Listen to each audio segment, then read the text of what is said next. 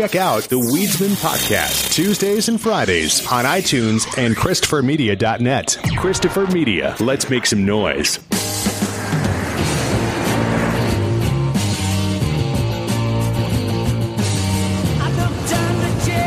My name's Wilson. You wrote me about my daughter. This bloke she was bunked up with. Terry Valentine. What's he got to say for himself?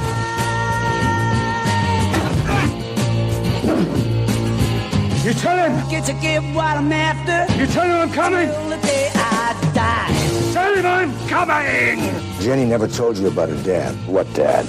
One was in prison for 9 years. He was released last month. As long as nobody can connect anything to me. I'm a really desperate man.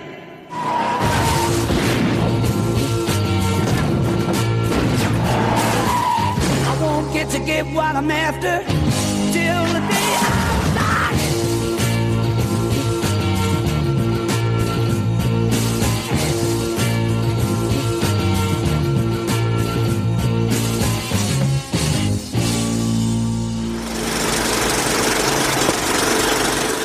Welcome to the Projection Booth. I'm your host, Rob St. Mary. Joining me, of course, my co-host, Mr. Mike White.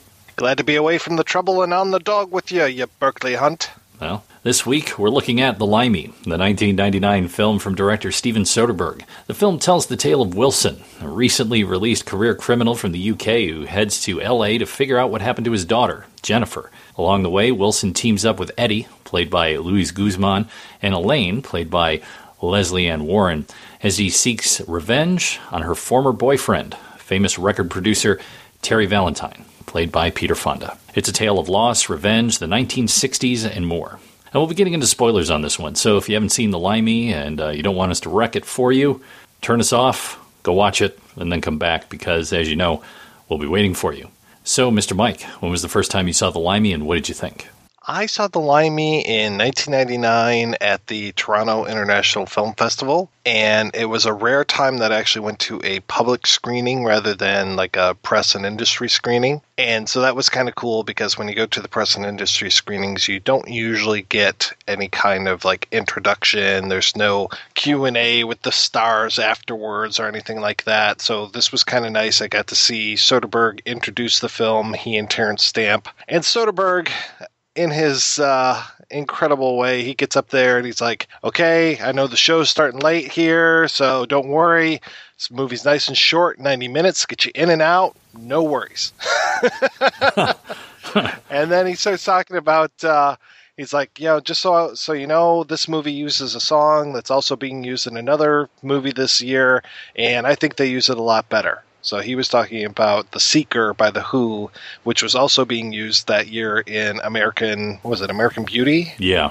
American Beauty doesn't really hold up for me. The Limey definitely does. I really enjoyed this film the first time I saw it, and it was one of those where I've owned this thing on DVD for years, and I haven't really gone back to rewatch it, mostly because it's just kind of there in my brain. I can kind of see it whenever I want to. I mean, I remembered so much of it perfectly when I was rewatching it again for the show. I was like, yep, everything I remember, which is kind of remarkable just because it's presented in a very unique style, and we'll definitely be talking about that, I'm sure. Yeah, as for me, this was one of the films that was part of the slate of movies that came through the main art theater when I worked there in 99 and 2000. We've talked about a few of them on the show, like Titus, and then also Requiem for a Dream, and we'll be talking later this year about another, Ghost Dog, The Way of the Samurai. But this one really had a lot of impact on me because at the time I was just getting into French New Wave and the whole idea of jump cuts and things like that. But in here they do it a little bit different. I knew, obviously, Peter Fonda from Easy Rider and Terence Stamp, which I'd have to say probably the closest film to this that I had seen of him that had just been out recently was Bowfinger, and he was great in that, and that's another one I'd love to do on the show. But it was such a great piece when I saw it in the theater, and it really knocked me out. And I remember cleaning the theater and like sitting in the back in those final scenes and just sort of watching the final scenes and really getting the feel of this, because there really is nothing like working in a movie theater when there is a movie that you like and then you get to see it sort of in bits as you go in and, you know, do checks to make sure people aren't throwing stuff around or making a bunch of noise. And then obviously you have to trash the theater at the end. So the Limey was one of those that came through the main art theater that stuck with me all those years. It is a highly memorable film. The performances are amazing, and the way that it is presented is just really kind of remarkable. And I just love the way that it feels. It feels like you're in all places in time all at once, which is a really interesting way to be able to present a story which could normally just be A to B to C. And in this one, it's your famous Godard line about, you know, a movie has a beginning, middle, and end, and not necessarily in that order. In this case, sometimes it feels like all three of them are happening at once. And it's really a nice way to kind of challenge the audience, but also make you more interested in the film. How is this all going to fit together? Where does this line that you hear at the beginning actually fit in the timeline of the film? And I just really like the way that they did this. Oh, and it's funny that you said when Soderbergh introduced it, he said, it's in, it's out, it's fast, and I think that they used The Who better in the other film. I basically came to realize on this most recent viewing that the setup of this movie, it depends on sort of where you want to place it, that you know what's going on in either the first 30 seconds or I would say minute and a half. And you would know exactly who you're looking at into a particular way and what it is that they're seeking. So the first thing is over black, and you hear Terence Stamp's voice saying, Tell me. Tell me. Tell me about Jenny.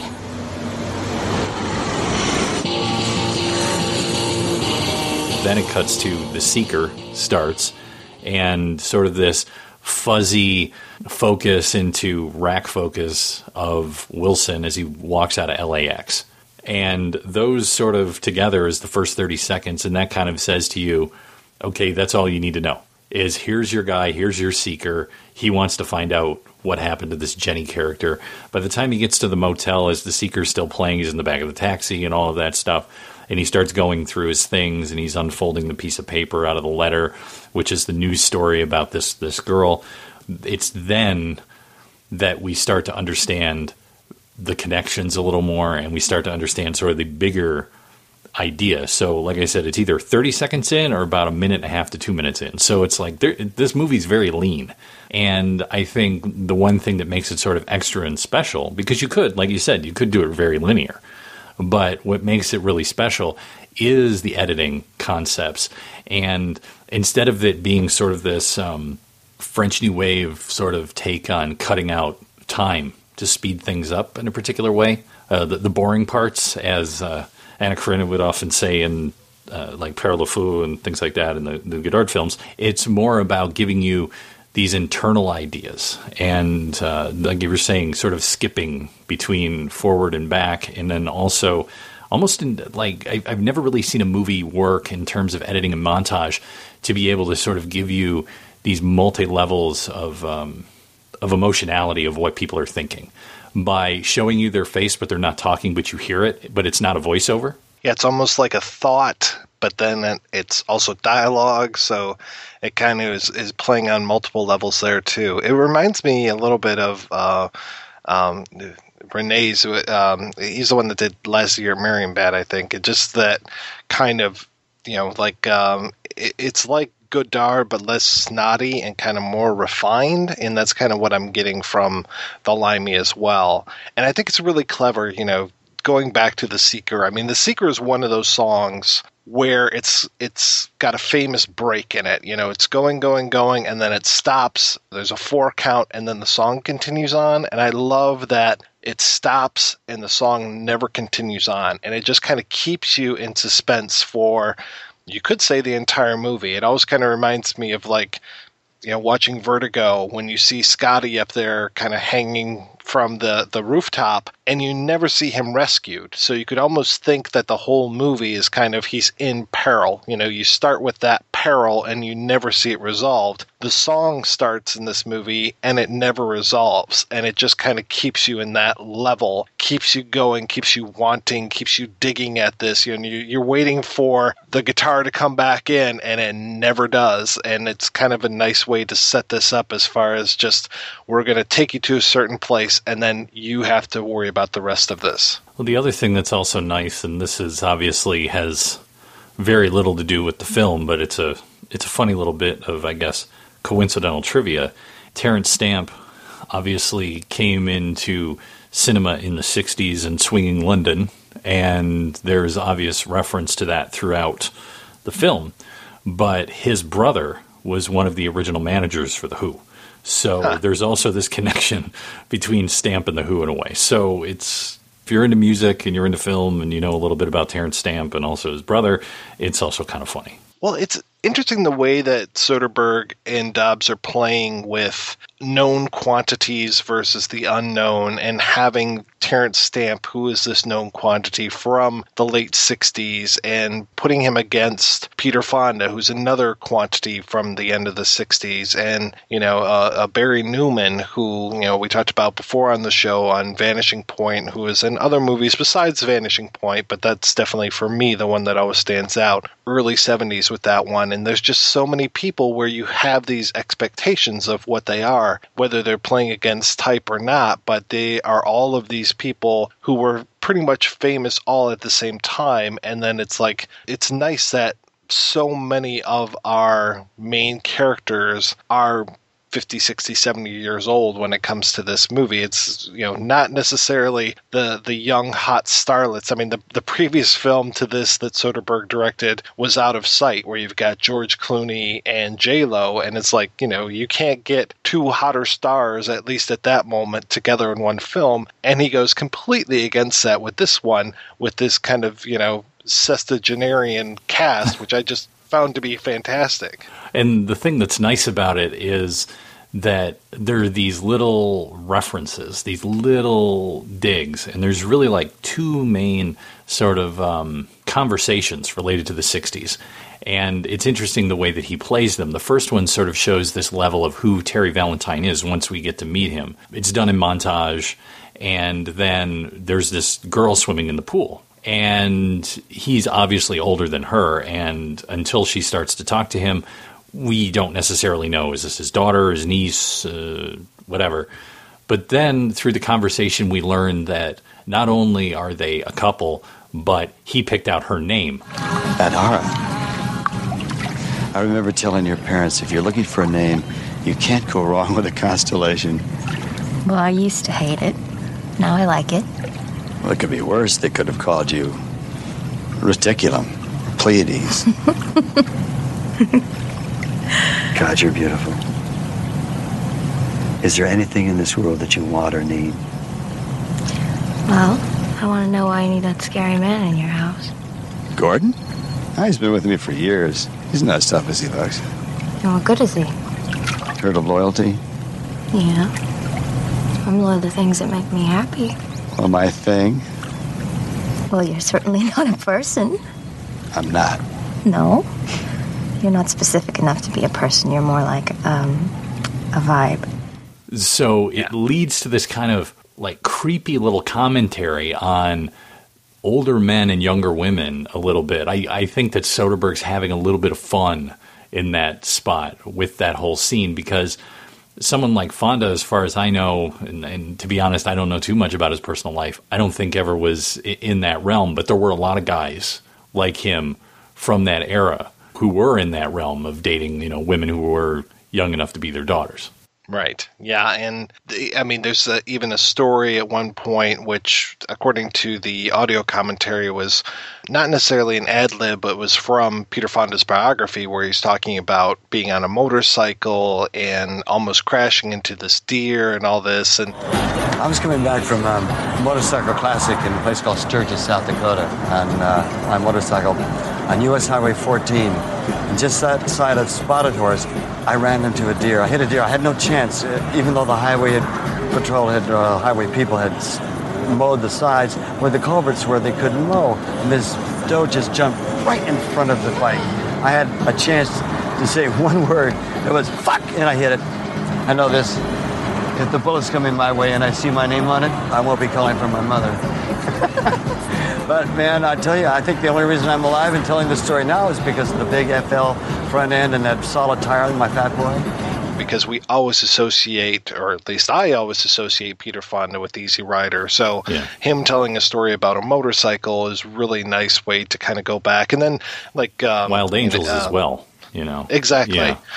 And then Barry Newman wearing those kind of tinted sunglasses and everything reminds me of his character in The Vanishing Point as well. You know, especially like those kind of like amber sunglasses he wears through so much of the film.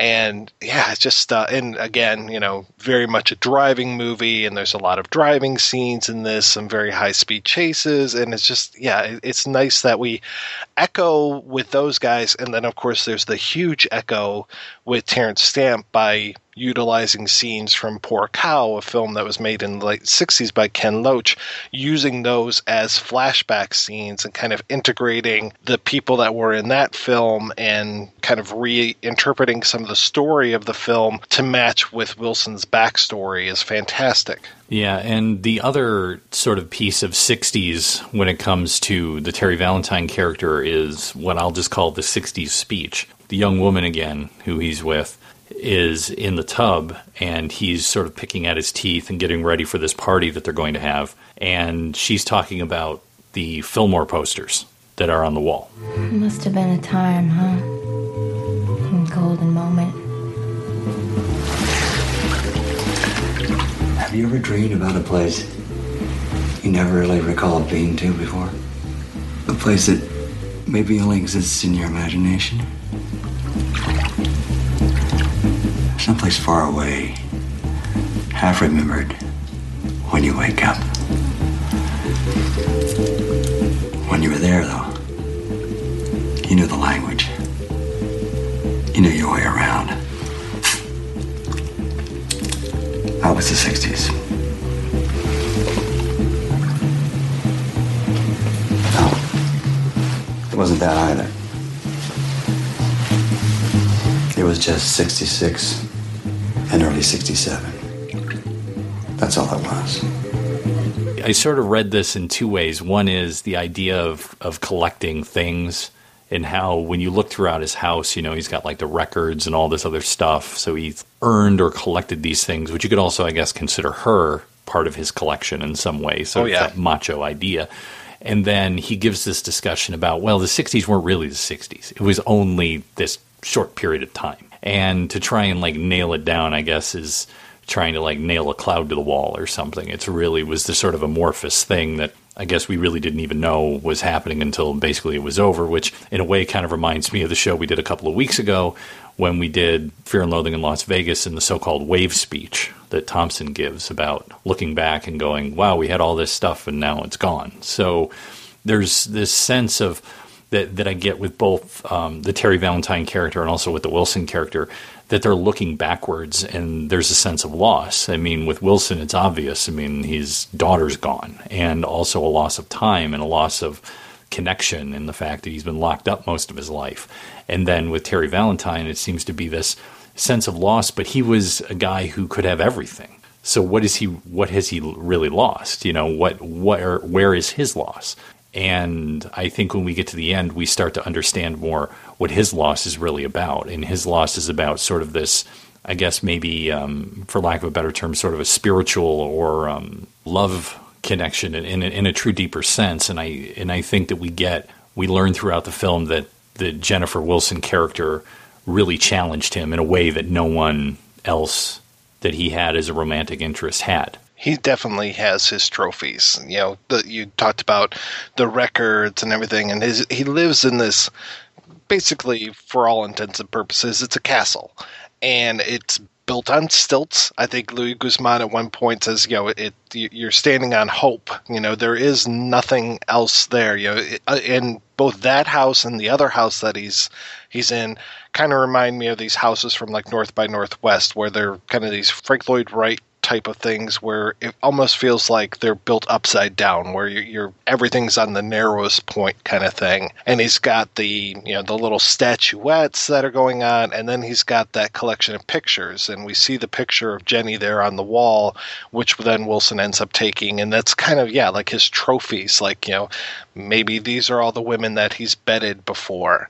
And I love the introduction of the Terry Valentine character, which is kind of like a little mini music video inside of this movie, where we're seeing him through so many places in the film. Again, that kind of like loose time interpretation. And then the use of the Hollies' King Midas in reverse is just so wonderfully placed there as a music choice. And then that was really echoed in an earlier draft of the script when Anne Margaret was in the film. She has a very brief but very powerful scene with Valentine where she basically goes through his entire life. Like it's a huge one-page speech where she's just like, coming up, every time there was something good, he managed to screw it up. When he first found grass and how great grass was, well, he ends up ordering a little bit more and then ends up selling it and ends up, with this drug empire. He's the guy who thought, let's turn on the videotape and tape our friends while we're all having sex in a hot tub and turn it into pornography and sell the pornography. It seemed like everything that he was doing, he managed to fuck it up somehow and just kind of create this world. And then she even talks about his security consultant, the Barry Newman character, Jim Avery, and how he was so ready to kind of fall in line with all this stuff because Terry managed to make this world where everybody was afraid to go outdoors and they all needed security consultants. They needed the security forces because of this horrible place that Terry created through all of his, horrible deeds that he'd done over the years. Like I said, she's in it for just a few minutes, but I think it would have been a great scene.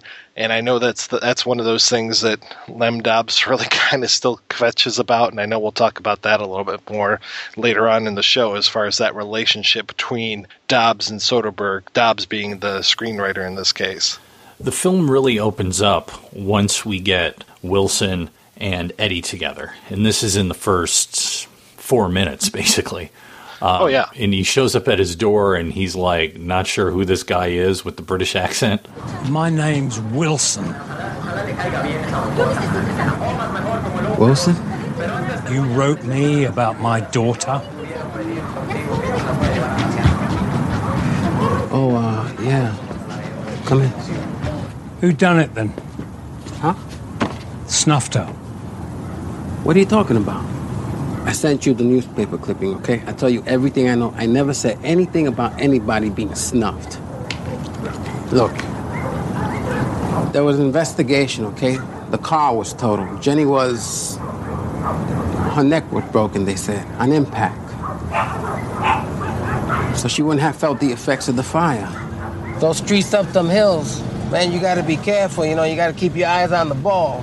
2 o'clock in the morning, it's dark, your mind's a little agitated, you're driving a little too fast. Those curves don't kid around. Could have happened to anybody. I mean, I didn't know Jenny to be reckless, but she'd have a drink here and smoke a little pot, and that was it, nothing more than that.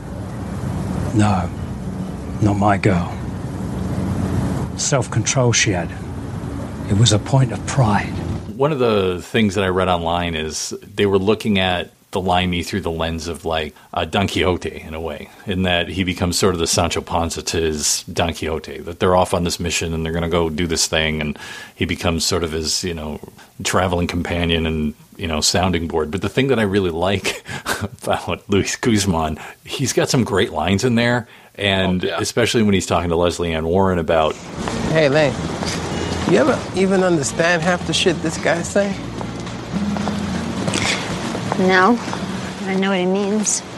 even if I don't know Cockney rhyming slang, and I don't and his accent's a bit too thick, which for me isn't a problem. I don't have a problem with Terence Stamp's accent here, but it's just funny the sort of the interplay between the two, because Wilson's like a straight arrow. He's focused. It's like, I'm going to do this. And at times he's like, no. It's like, you can't do that. It's like, what are you doing? And there's all this stuff about American customs that he doesn't understand, such as, for example, when they pull up in front of the mansion where they're going to have this, where they just happen upon this party that Terry Valentine's having.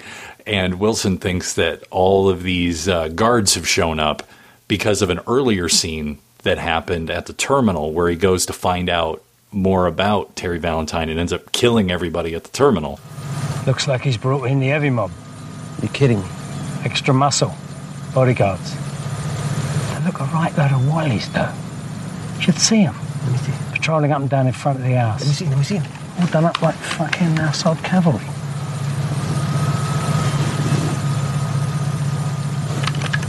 Those are valets, man. Valets? What do you mean valets? Who does he think he is? Marquis of fucking Tavistock? Valets, man, valet. They park cars, they're having a party, looks like. Aye. Yeah, they called in the heavy mob. It's so good. He's like, oh man, look at that. Yeah, I love the relationship between Guzman and Stamp in this. And, I mean, Louis Guzman has always been a favorite of mine for a long damn time. And to see him in a role this prominent was really a breath of fresh air for me, because he's usually like, he had a pretty big role in Carlito's Way, and he was, showing up in a lot of De Palmas and some other things, and you would see him here and there, but it was like usually, but he was usually like kind of relegated to like a side character, not necessarily sharing the spotlight. And in this one, there's another movie that I want to do one of these days, Count of Monte Cristo, where he is like basically the same exact role, but to Edmond Dantes, to the Count of Monte Cristo himself, and again has some of the best lines in the entire film. But yeah, just him and Wilson and their relationship is so fantastic. And you talked about how Wilson's kind of like this arrow, this driven man. He's kind of like that, the killing machine almost. And it really reminds me of that shot that we have throughout the film where it's Wilson walking in slow motion, and that great music that I think it's the Cliff Martinez score going at that point, and just how good that music is, how well it matches up, and Wilson there in slow-mo just kind of marching along that wall is just like, wow, and just kind of shows how driven this person is. We'll talk a bit about some of those influences that we see after the interviews that we have, but just put it this way, if you like Lee Marvin, then I don't think you'll be disappointed in Limey. So going back just a bit, I kind of skipped over it. Once he picks up Eddie, they go to the place that Eddie had taken Jennifer before.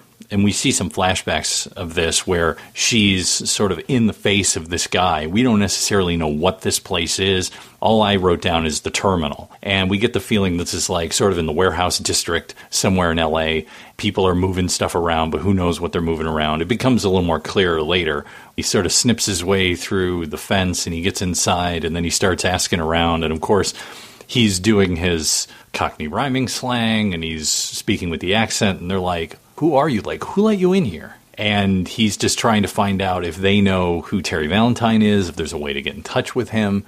And I love the guy who's just sort of thrown off kilter and sort of incredulous that this, crazy Brit has shown up in his office and he tries to push him out the door. Just that whole scene and just the menace and sort of how the menace turns. And just little things. Like, for example, one of the great things about this movie that I like, and like you were talking about that Anne Margaret scene that was supposed to be in there, I think that while that Anne Margaret scene would have been really nice, I think it may have overstated things and wouldn't have let you use your mind to kind of fill in the gaps. And I think one of the great things about the Limey is that Soderbergh gives you just enough to let you fill in the gaps. And for example, here where he's got him against the wall, and he's like, oh, I know who you are. The only reason you're not dead is I want to find out who the fuck you are. Jennifer Wilson was my daughter. Who the fuck is Jennifer? Hey, wasn't she that chick that showed up down here? Yeah, who talked the same way as this cocksucker. Yeah. Terry Valentine is a friend of mine. It's a personal friend, and I don't talk about my friends with strangers. But that cunt daughter of yours, she come up here sticking her tits in my face. Who am I? How do I know Terry? What's the nature of our business together? I admire Terry for a lot of things, but I gotta say, he let himself get royally pussy whipped by that fucking bitch. You know what I would like to have done to her? You know what I would like to have done? I bet she would have liked that. It's too bad she had to take a nosedive off that cliff. Probably dried her all up. Got him right here! It's much more sinister when we don't hear what he's saying to him than if he would have said, oh, yeah, I would have liked to have, tied her up and taken a pair of pliers and all of this.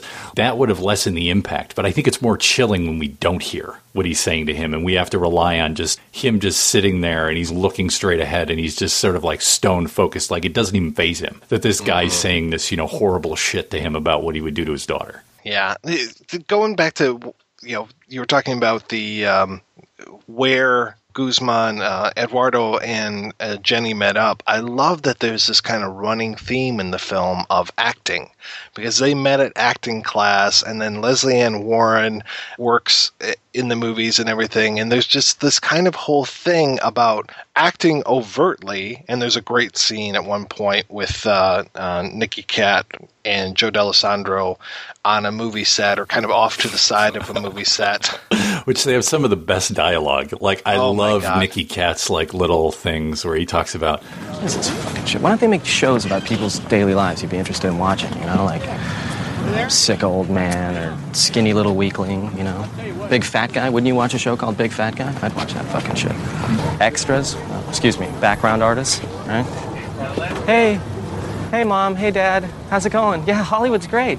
Yeah, still a loser. I know what it's like to have tits. Jesus, are you gay enough or what? Hello, Studio City. Bag. Look at this guy. Oh yeah, they need that right away. So what's the smartest thing that ever came out of a woman's mouth? Einstein's cock. Apparently Joe D'Alessandro is not very happy with Nicky Katt about this. I found out from a friend who knows D'Alessandro, and he was just like, the kid didn't read what was on the script. He just like didn't like the whole improv. which is odd because, once again, here's another 60s icon. And see, this is the thing that's great about the Limey. And it's not really kind of in your face all that much. Right. Is that you have sort of the mainstream American independent, which would become New Hollywood star, Peter Fonda. You have the British star, Terence Stamp. And then you have the Warhol superstar, which is Joe D'Alessandro. So you have all three of them. It's sort of like this film triangle, in a particular way. It's amazing. And so yeah, there's this whole idea of the acting that's going on as far as like overt acting, like we are in Hollywood kind of thing, and really setting that squarely in Los Angeles. And, Wilson is completely a fish out of water when it comes here. And this whole idea of like being in America, that look around when he gets out of the airport, all this kind of stuff. But then there's the other acting that's going on, and I love some of the scenes where Wilson is kind of putting on an act, especially he and Bill Duke, where he kind of comes in and does this whole thing, which is just amazing. And it's like he doesn't necessarily know the lay of the land, so he's just doing this stuff and almost trying to suss it out. And it almost feels like it's a improvisation, almost like Bill Duke had said, okay, here's like two things I want you to act out this scene, and just Duke's reaction or non-reaction to this whole thing is just killer. I love it. How you doing then? All right, are you? Now look, Squire, you're the governor here, I can see that. I'm on your manor now, so there's no need to get your knickers in a twist. Whatever this bollocks is that's going down between you and that slave Valentine, it's got nothing to do with me. I couldn't care less, all right, mate? Let me explain to you. When I was in prison, second time, no, tell a lie, third stretch. Yeah, third. There was this screw what really had it in for me, and that geezer was top of my list. 2 years after I got sprung, I sees him in Oliver Park. He's sitting on a bench feeding bloody pigeons. There was no one about. I could have gone up behind him and snapped his fucking neck. Wallop. But I left it. I could have nobbled him, but I didn't. Because what I thought I wanted wasn't what I wanted. What I thought I was thinking about was something else. I didn't give a toss. It didn't matter, see? This Burke on the bench wasn't worth my time. It meant sod all in the end, because you've got to make a choice. When to do something and when to let it go. When it matters and when it don't. Bide your time. That's what prison teaches you, if nothing else. Bide your time and everything becomes clear, and you can act accordingly. There's one thing I don't understand. The thing I don't understand is every motherfucking word you're saying.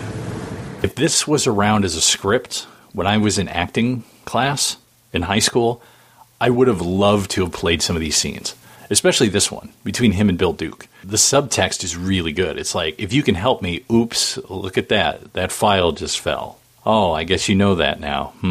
Okay. And just sort of, if you end up in Big Sur, how did I know you got there? Kind of thing. Right.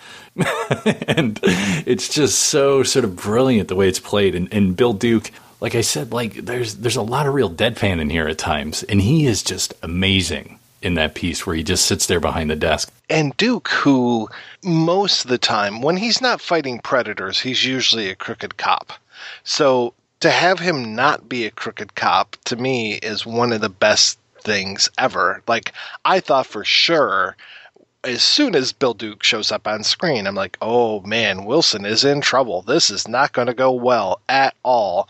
And then even when Duke is explaining what he's doing with the DEA and stuff, at first I'm just like, there's no way what he's saying is true. And then when it ends up to be true, I was like, wow, okay, I completely did not expect that. But I was so pleasantly surprised that that's the way that the scene played out.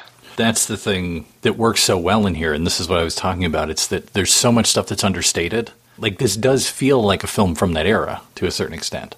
It relies on the smartness of the audience in order to kind of put these things together, to hold the puzzle pieces in their head. It doesn't go to you, nudge. Did you see that? Nudge. Okay, remember that, nudge. It's really asking you to follow the thread, and the fact that it is 90 minutes kind of makes it a lot easier than if it was 2.5 hours or something, but it's smartly done. And I think also the editing schematic also kind of helps in that way in terms of how they do it. And this is where there's this whole thing about it being a real male film. And this is the thing that I love when he meets the Leslie Ann Warren character, the Elaine character, where she talks to him about, well, yeah, you came all the way here, but for what? Like, what are you going to do? What's the deal? You and Terry Valentine at 20 Paces? Come on. Is that it? Don't see why not. Are you serious? Have you ever known me not to be? Oh, you fucking guys and your dicks, man. What do you expect me to do? Stay at home doing sweet FA? You don't believe it was a car accident? Oh, yeah. She fell asleep at the wheel. Terry is never going to give you that satisfaction. He is not the type. Depends, doesn't it? On what? What makes you so certain? I bloody ask him. Fine. There's the phone. You want his number? Oh, I've got his number. It's just this idea of how men deal with things versus how women deal with things. And then also there's sort of a similar scene in a way when Terry Valentine and Avery, played by Barry Newman, take everyone and go, let's go to Big Sur and get out of town because he's looking for us. So let's go up there and sort of like hunker down and maybe we can flush him out and kill him.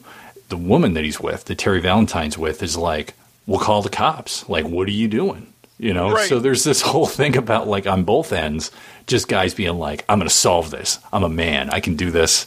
Just sort of the idea of vengeance being a very male-centered thing. And I just, like I said, I just love the reaction of Leslie Ann Warren, where she just basically calls it a big dick contest, you know. Yeah, they're playing cops and robbers. They're playing cowboys and Indians. You know, it reminded me of that whole montage from Fahrenheit 9/11, where it's like, you know, we're going to smoke them out. You know, we'll get the troops together and we'll smoke them out. We'll drive them out there. And that's so what I thought of as they were doing this. And there's just, it was a total dick measuring contest. And, Leslie Ann Warren, one of very few females, as you said, and she has been around for a long time as well. She may not look it, but, she's been acting since the early 1960s. So she's kind of right there with these guys. And then I loved hearing in the audio commentary that her character was kind of similar to a character that was in Arthur Penn's Night Moves, which really made me happy since I think we're covering that in like 2 weeks. And I was like, okay, great. This is going to be a great month for neo-noir on the projection booth. This is terrific. So she didn't necessarily when I think of early Leslie Ann Warren, I always think of, because she's such a quirky actress and she can just do so many things, but I always think of her in the TV movie of It's a Bird, It's a Plane, It's Superman, which was this musical version of Superman back in 1975. But yeah, she just plays some weird characters, man, like her in Color of Night, the Richard Rush film, just amazing stuff. And I think that was right around this time as well, too. So she kind of had a little bit of a resurgence. But yeah, she is great. She really grounds the film. Between her and Louis Guzman, they really just are kind of the glue that is holding this together, for me anyway. And then I was also happy that when I was listening to that commentary, that when they were talking about Terry Valentine's girlfriend and then talking about Jenny Wilson, that they were very cognizant that the actresses were similar looking. And I was like, oh, thank God. I thought I was just losing my mind and couldn't tell who was who. Yeah. Well, I mean, it's all about that. It's, playing in what you were saying into that sort of LA, California expectation that not only seems to be the expectation among a certain strata of people in that place, but also I would say an expectation of people in middle America. Well, of course you live in these fancy houses and, your previous wife looks exactly like your current wife and, all of this stuff. Right. It's like just sort of this, cliche that seems to run through Terry Valentine's life. Do you want to get into the ending here, or is there anything else before that? No, I think we're okay. I mean, because this is kind of one of those movies where the ending is kind of at the beginning, which is nice. The end of the film pretty much plays throughout the entire film because of that whole idea of this fractured time thing, which, again, is fantastic. Like, as I see Wilson on that plane and the way that the sun is coming in on his face, it's just cinematic convention that when you are traveling east, you are facing to the right of the screen. When you're traveling west, you're facing to the left of the screen. Just at least Americans, when we make movies, that's generally how we do it. And so as I see him facing to the right side of the screen with the sun coming in on his left-hand side, I'm just like, okay, the mission's been successful. He's okay. Because I'm getting that telegraph through the entire film, which I really liked. Well, the ending and how it sort of unfolds is that, like we talked about Big Sur, and Terry, of course, has another one of these houses built on trust and faith, on the edge of a cliff, and a literal cliffhanger. So he moves up to Big Sur. They go up to Big Sur to sort of fortify, and Wilson and Eddie and Elaine end up there, but it's mostly, I think, Wilson who ends up in the house. Basically gets through the security, chases Terry Valentine, gets out of the house, and finds him on the beach in the moonlight, and that's where we hear that line again from that we heard in the beginning, in the blackout. Tell me about Jenny. Tell me about Jenny. I needed money. I would have given her anything she wanted, but she didn't. She found out about my deal. She tried to stop me. She said she was going to turn me in. She said she was going to call the cops. I couldn't stop it. It had already happened. It was over. She was going to call the cops. She meant it. She had the phone in her hand. She was going to call the cops. She meant it. I couldn't stop it. I couldn't do anything. This is where I kind of feel that the ending and the Wilson and Valentine characters, we find them, at least in my mind, sort of mirrors of each other. They're both men who have lost, and there's just a different way that they've lost. Now, instead of the sort of, I guess, the Lee Marvin school of revenge, where I think that if this was done by John Borman in the late 60s, he would have shot him in the head after he heard the story. He realizes that he is a destroyed man, that he's basically dead. There's nothing, there's no reason to kill him. At least that's the way I feel about it in the end. If memory serves, Lee Marvin actually doesn't kill anybody in Point Blank. It's always through other means, which is bizarre. I want to say that Val ends up, or Mal, I can't remember what it is in the movie, ends up falling out a window. James B. Seeking kills somebody. So it's always through other means, which always kind of leads me to believe, and I know this is a stretch, but always leads me to believe that Lee Marvin isn't there. It's almost like a wish fulfillment. He's almost a ghost through the film. But I know I'm getting ahead of myself with this one. Yeah. I like that there is that echo, because we've seen in Wilson's story him talking about Jenny and how she and him had this whole routine because he was a criminal from the get-go. She was always threatening me. Can you imagine? If you're naughty, Dad, I'll put the law on you. Promise. She didn't want me to get sent down again, see? And if she got wind that I was planning something, I'll shop you, Dad. I promise I'll shop you. I can see her picking up the phone. Look, Dad, I'm calling the old Bill right now. Became a sort of joke between us, honey.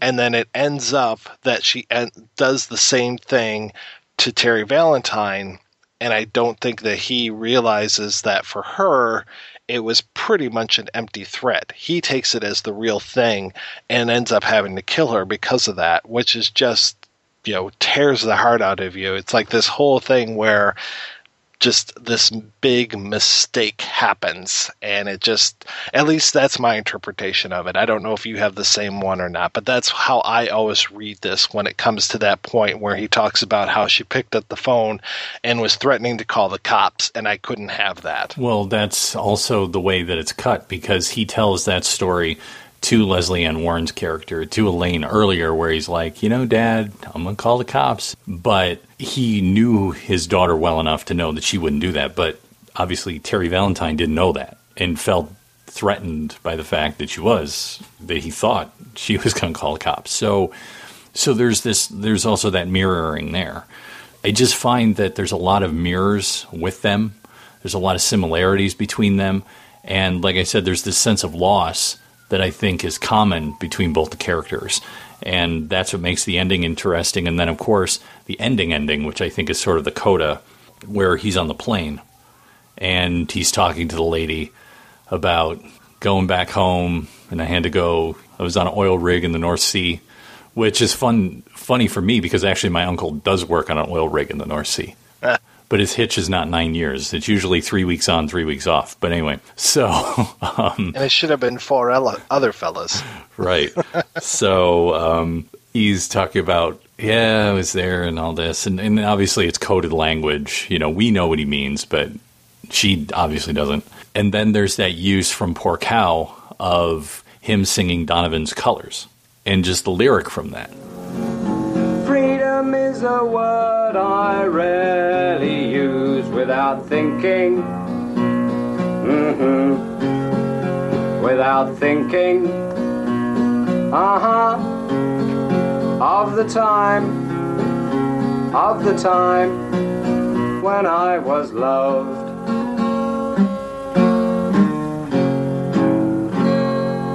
That was very good. Yeah? Yeah. Getting better, aren't I? You are. And I remember when I saw it, and even when I just rewatched it now, and it's been probably, I don't know, good 5 years or more since I've seen this last, it kind of chokes me up a little bit. Him singing that, and, it's just one of those coincidental ironies that Soderbergh knew this film, he picked this film, and there happens to be that scene in that film which when you watch Pork Hound, we'll talk a little bit about that after the interviews, has a different sort of meaning there. But once again, this is the whole, Sergei Eisenstein montage theory, where if you take that and you put it next to something else, it now has a completely different feeling. And for me, him singing Donovan's Colors, it really is about loss. And you're just like, oh, wow. No, I was the same way. And yeah, it just kind of, it takes your breath away a little bit, which is something that not a lot of movies do for you. That's why we're talking about it this week. So we're going to take a break and play a pair of interviews with two men who've written books about filmmaker Steven Soderbergh. The first is with author and film teacher Mark Gallagher, and the second with author, teacher, and film programmer Anthony Kaufman, after these brief messages. Hello from Cinema Detroit, Metro Detroit's only truly independent cinema. We deliver an eclectic mix of current indie, genre, cult, and classic movies in the heart of the city. Like a sommelier choosing wine for his or her guests, we handpick our slate of films, many of which are exclusive to the metro area, the state of Michigan, or occasionally the entire Midwest region. Cinema Detroit features a unique setting in a former school and a warm hometown atmosphere, including always fresh popcorn, Detroit-made Faygo soda, and other locally created treats. Please visit our website, cinemadetroit.com, for the latest features and showtimes. You can also like us on Facebook and follow us on Twitter and Tumblr. We look forward to seeing you soon at 3420 Cass Avenue in Midtown Detroit, 48201. Let me ask you a question. Are you getting enough? I bet you'd love more, right? Well, AdamandEve.com wants to give you more with 10 free gifts. First, you'll get a sexy surprise for her. Second, a specially selected toy for him. And third, a little something we know you'll both enjoy. Plus, you'll get 6 full-length adult movies on DVD. And number 10, free shipping on your entire order. So what do you have to do to get your 10 free gifts? It's not hard. Just go to AdamandEve.com and select any one item. It could be an adventurous new toy, sexy piece of lingerie, or anything you desire. Just enter offer code BOOTH at checkout, and you'll get all 10 free gifts. Go check out AdamandEve.com today. Select one item and get 10 free gifts, including free shipping when you enter offer code BOOTH. That's BOOTH at AdamandEve.com. Christopher Media, the Weedsman Podcast. Cures rickets, polio, conjunctivitis, AIDS. Let's just go hog wild. If you get in a car accident, you just use a little bit and you'll be fine. Yeah, rub it on your car and yourself. It'll fix your car and your bones. Try this special trick to get out of traffic tickets with Rick Simpson oil. Rub it on the cop. He'll just go away. The Weedsman Podcast, every Friday on iTunes and ChristopherMedia.net. Christopher Media, let's make some noise. This is Adam Spiegelman, the host of my second favorite movie podcast called Proudly Resent at ProudlyResents.com. And you are listening to my favorite, the number one, The Projection Booth. Mike put so much work into it. If you listen to my show, I put no work into it. Enjoy the rest of the show, you lucky son of a gun. Hi, this is Andrew from We Hate Movies, and you're listening to The Projection Booth. If you feel like laughing after listening to some serious film discussion, head on over to our show, WHMPodcast.com. Every Tuesday, a new episode drops, us ragging on bad movies, whereas the good folks here at The Projection Booth are talking about good, hearty, cinema-related stuff. Go here for the cinema, come to us for the laughs afterwards. We Hate Movies, every Tuesday.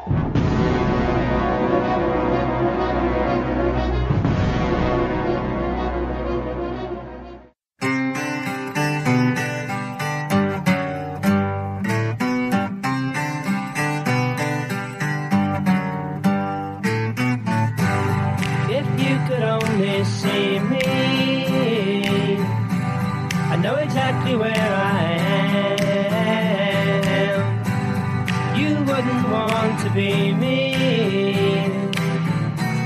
Oh, I can assure you that Hi, I'm Mark Gallagher. I'm an associate professor of film and television studies at the University of Nottingham, where I work on American independent cinema and contemporary Chinese and Hong Kong cinema, film genre, and a number of other different subjects, including filmmakers and authorship and Steven Soderbergh. Tell me about your interest in Steven Soderbergh. How did that develop for you? I guess it started in the 1990s when, he'd been on a lot of people's radars at the end of the 80s after Sex, Lies, and Videotape, which registered in some respects with me. And then what really happened was that as he started making more films, each of them seemed just completely different from the last. And whereas so many directors, especially independent filmmakers who are also, say, writer-directors, come in with a particular sensibility that they trace across a body of work, it seemed like his sensibility was always changing, or the sensibility was that there was a sensibility of constant mutation and experimentation. So it was that kind of variety that you would never know what to expect, that some of his work would relate to other types of cinema that was happening at the time or had happened in the past. And then there'd be another film coming out from him that was just the diametric opposite of that. So the difference from something like Sex, Lies, and Videotape to then even moving to Kafka, and then to King of the Hill, and then to The Underneath and Schizopolis. Already early on in that career, there was just a stunning variety of work that I hadn't necessarily seen with other people. So it was just that kind of like unbridled creativity in the sense that you never knew what you were going to get, and it would rarely be what you were looking for, whatever that would be, but it was always going to be something interesting and would have a compelling take on whatever material is chosen. When you look further out throughout his entire body of work now, what is it that you find interesting and maybe certain themes that keep coming back throughout his work? I think the big things for me would be maybe there would be three. I'd say one, experimentation of every possible kind, experimentation in genre, experimentation outside of genre, experimentation in different modes, switching from film to television, to doing some writing, if not writing straight out novels, doing strange versions of books, and most recently doing a Twitter novel or novella, to doing playwriting, to working sometimes only as a director of photography and not as a director, to doing some photographic work and painting as well. So that kind of variety and experimenting in all those different forms, never doing something that was really conventional for whatever form he was in. The second thing I think would be collaboration, the sense that there was a group of people he was going to be working with repeatedly, and sometimes those collaborators were going to be the same for a long period of time, say with someone like George Clooney as a lead actor in his films or as a producing partner in Section 8. And then sometimes the collaborations were going to shift. So he'd have people he would do who'd have to do the music for his films, but often those people would only do the music for 2 or 3 films, or he would return to working with someone he'd worked with 10 years before. So there was a group of collaborators, but people would sort of come in and out of that group at the same time. It wasn't like Martin Scorsese where, the same 2 or 3 people are going to be involved repeatedly over a 20 or 30 year period. That there was going to be this kind of shifting in and out group. And then the third thing I think would be we might call it kind of dialogue with film history and with different kinds of aesthetic forms in film history. So to have someone who's made films, say, about the 1920s, as well as films that have borrowed the styles of filmmaking from if not the 20s or 30s, at least from the 1940s, surely the 1960s and 70s, quite often, as well as some others in there too. Producing some work that is indebted to 80s style or 50s style. In 80s being most Amazon pilot he produced recently or executive produced, and 50s style, something like George Clooney's directorial film Good Night and Good Luck. So experimentation, collaboration, and then these different types of dialogues with film history, or a kind of willingness to look at all the different stuff that's out there, and then to take it into his work and repurpose it, and never in a kind of straightforward homage, but in trying to push forward the types of things that you can do in film and sometimes in television and other forms too. What do you see are sort of big themes in his work over his career? Things that keep coming up, ideas, concepts that he wants to discuss, maybe about society or people, or... I guess if we had to go to the max, there were some... Back in the 90s, when a book of interviews with him came out, and he certainly had a much smaller body of work, he would periodically in interviews articulate the theme of protagonists who are out of step with their environments.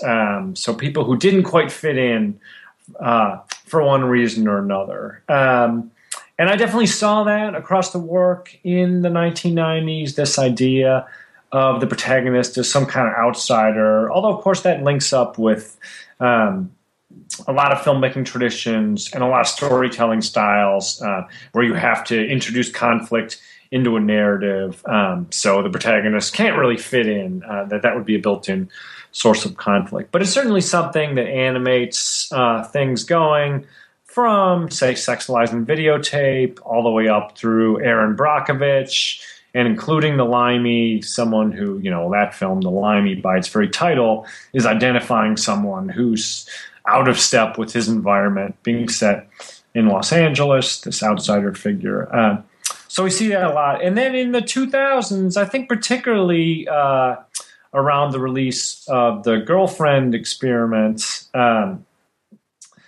there was a sense that he said that one of the things that he's really been interested in is money and the effect that money has on people. And the idea that, everyone is beholden to money in one way or another. And I think that nicely informs films like, any of the kind of crime or heist films he's done, films like The Underneath, where everyone's bad decisions are decisions that are financially based, to films like Out of Sight, the heist film, where, again, like bad decisions made in the name of money, to something like Aaron Brockovich, where you have a whistleblower narrative, where, the big conflict involves fighting against large public utility, with a cadre of lawyers who can be paid large sums to, throw money at the problem, to genre films like the Ocean series, which are all about negotiations about money, to more recent stuff like The Girlfriend Experience, or even films like Side Effects, which is a film about the pharmaceutical industry, and about some of the deceptive practices that industry engages with to get doctors in collusion with its products. So people out of step with environments, money, and if I had to add another one into that, I guess I would think about the workings of institutions as seen through the eyes of individual protagonists. So again, you look at a film like Side Effects, which is a way of, giving us a genre narrative, but also giving us a film that takes you into particular kinds of institutions, both psychiatry and pharmaceuticals. Or if you look at a film like Contagion, about the outbreak of a disease, a film that's less of a kind of disaster movie than about the responsiveness of the medical establishment or medical institutions to that crisis and, how people are behaving within those institutions. Aaron Brockovich taking on the legal profession, or something like Shay, maybe less about institutions in the sense that we might understand them in a vernacular sense, but about thinking about a revolutionary movement or a political group as a kind of organization that has rules and needs leadership, and authority is delegated in particular ways so certain tasks can get accomplished. So that kind of using individual stories to tell a larger story about institutions is something that I see across the work. And certainly that we've seen most recently in the television series The Nick, which is very much about the institution of the hospital and then the kind of stories that intersect within that space. You talked a bit about his outside work doing painting and photography and things like that. And all of this now is under the guise of his retirement from filmmaking. And since you've written about him and followed his work, how do you feel about and what do you think about him walking away from going, I'm not going to direct anymore? I was sad because I was always really interested in the film work, and the idea that would come to an end meant now I gotta turn my attention. I need to find someone creative who I can follow in a similar way. But at the same time, it seemed like a really good move because he was just such a prolific filmmaker. It was hard to see ever how he could maintain that level of production, to direct as many things as he did, to be involved as a producer on as many things as he did, to be participating in these other spheres, to be going off and directing plays or doing writing at the same time, just this kind of relentless activity. At some point, one of the times I talked to him, I suggested that, maybe he was a little bit like Fassbinder in that respect. And he said, yeah, just without all the speed. So I have a sense right, Fassbinder, who basically worked himself to death, Soderbergh doesn't want to be in that position. And at the same time, I think the retirement from filmmaking has been a really good thing because it's meant that there's a lot of creative production happening in different ways. And, his reasons for doing it certainly are different than other people's, but I think it's part of a trend where we see a number of filmmakers moving into different sectors, particularly moving into things like television, where they're finding both an audience that is interested in the work, and then where they're finding a kind of business community that wants to support that work, as opposed to the community of film studios or the independent film landscape, where you're basically starting things completely from scratch, even if you have a reputation, with every new project. So it seemed like there was a lot of combat or just negotiation with studios and distributors around the film work that he created, not difficulties necessarily, but took up a lot of time that was not time spent on creative labor, and that moving into things like television kind of allowed him to go in new directions, to have a different creative perspective, to not have to worry about the confines of the 100-minute screen narrative, or about, which of the 4 audience quadrants you can sell that product to. It's interesting because he started out and got his attention, as you were saying, with Sex, Lies, and Videotape, which was 89, 90, and part of that wave of indie film and that all came out of the Sundance at that time and had a huge impact, and that seemed to be where one level of Hollywood was going, and that became the place where people could do the creative work, and to me seemed maybe like a mini renaissance of what I consider the last great era in American film, which is the 70s, where you could take those kind of risks. And then when we talk to indie filmmakers on the show from time to time, they've often told us, well, I can't even get films for $5 million made anymore, but I can go do these episodic TV shows like Justified or, Breaking Bad, and all of this has opened up television in a way that they say, hasn't been as exciting, television has never been as exciting as this, and reminds them of when they started out during that whole indie boom. So do you see that as sort of as a limiting thing, is that now we've gotten into these, $150 million blockbuster Marvel comic movies, and that's not necessarily where someone like a Steven Soderbergh would go? Yeah, and he's talked about this. He gave, I believe it was 2013, after he ceased making features, or kind of right on the eve of the release of Behind the Candelabra, which is, it's a feature in Europe, but it's television in the United States. He gave an address at the San Francisco Film Festival that basically said, the economic model of Hollywood requires everyone to make only tentpole pictures, and that there was no room for the mid-budget picture. Anything for him, it was more like the $10 million film to the $40 million film. The idea that kind of mid-level adult drama that at one point would have been the kind of staple of most studios' release calendars was simply unavailable, that everything was going to have to be really big or just a total micro-budget paranormal activity type of thing that you could hope for viral success from.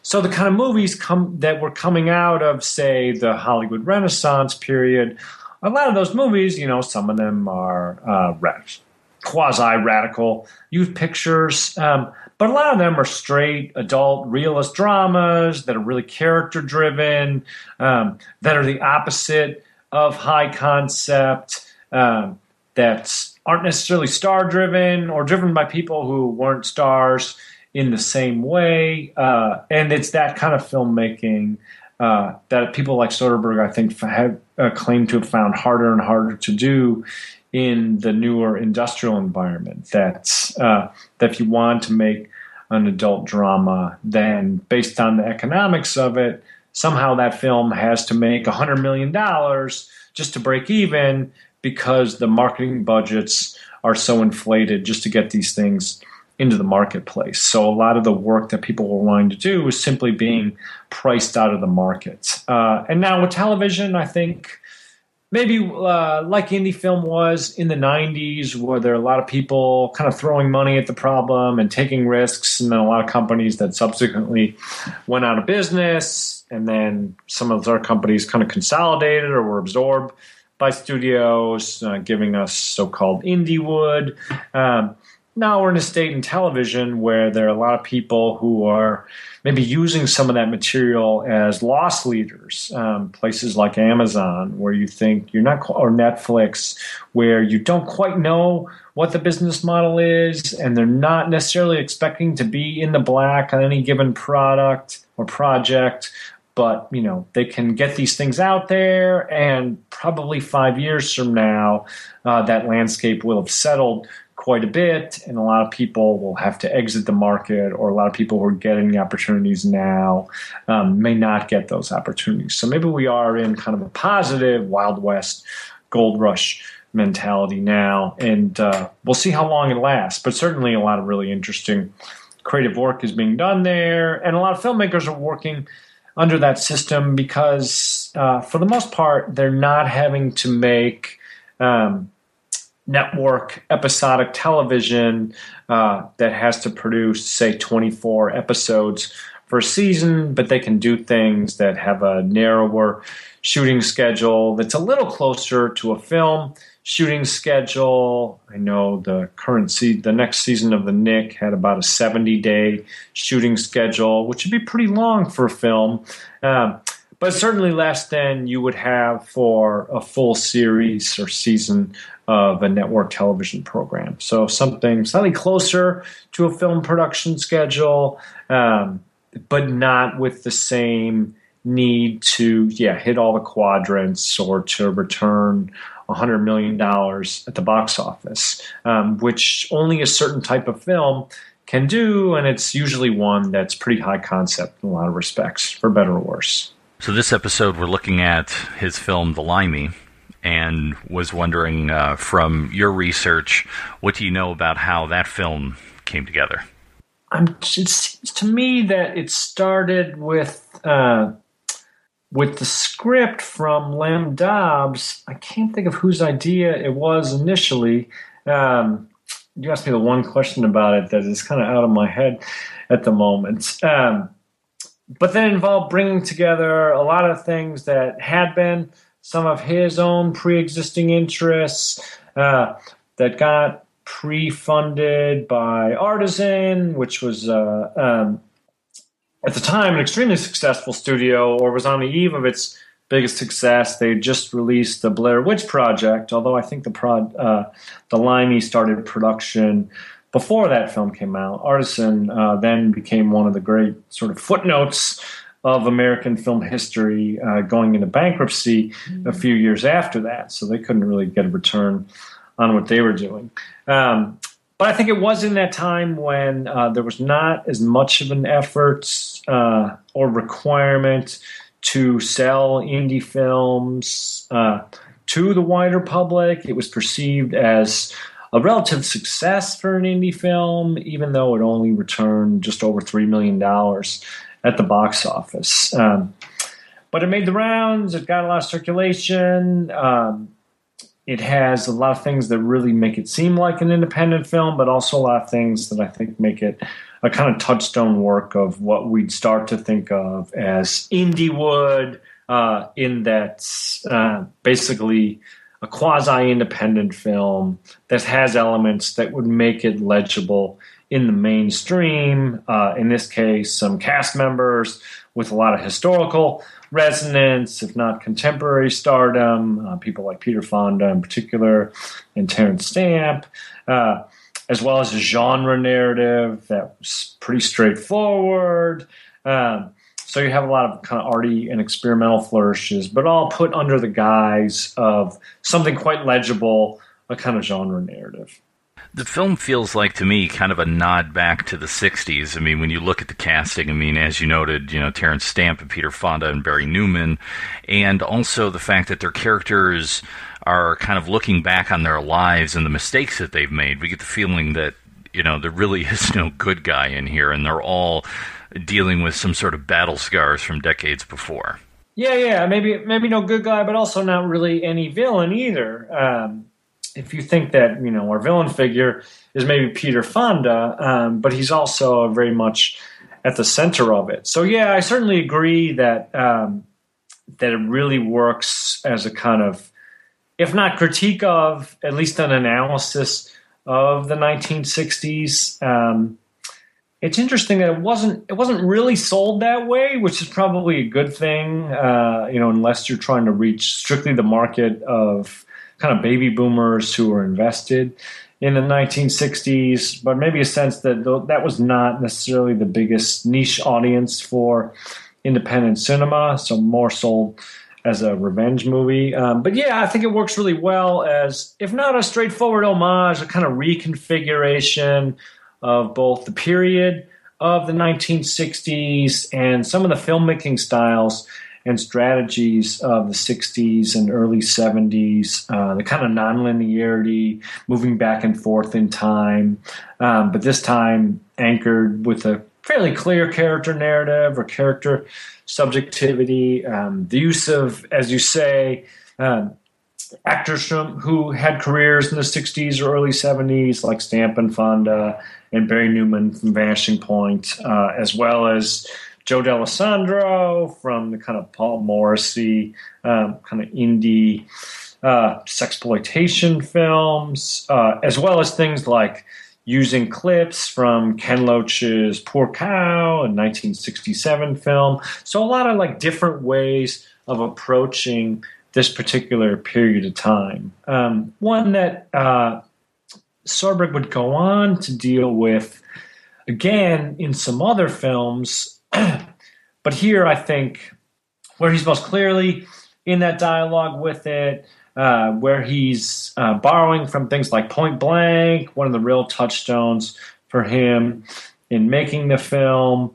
And I think he described it as Limey as Point Blank, as filmed by Alain Resnais, the experimental kind of late French New Wave filmmaker, which is totally unmarketable. The idea that you would combine the work of a kind of high culture auteur from the 60s with that of a beloved 60s crime film that has very little mainstream recognition, but a sense that, he could work those things together and come to terms with sort of what his own filmmaking aesthetic was going to be. At this point, he'd made one studio film, and so he was kind of in this middle camp there, and then would go on to make a number of studio films afterward, as well as films that seem very much like independent productions. So I think this is a kind of strong case where we see this merger of those sensibilities and also that interrogation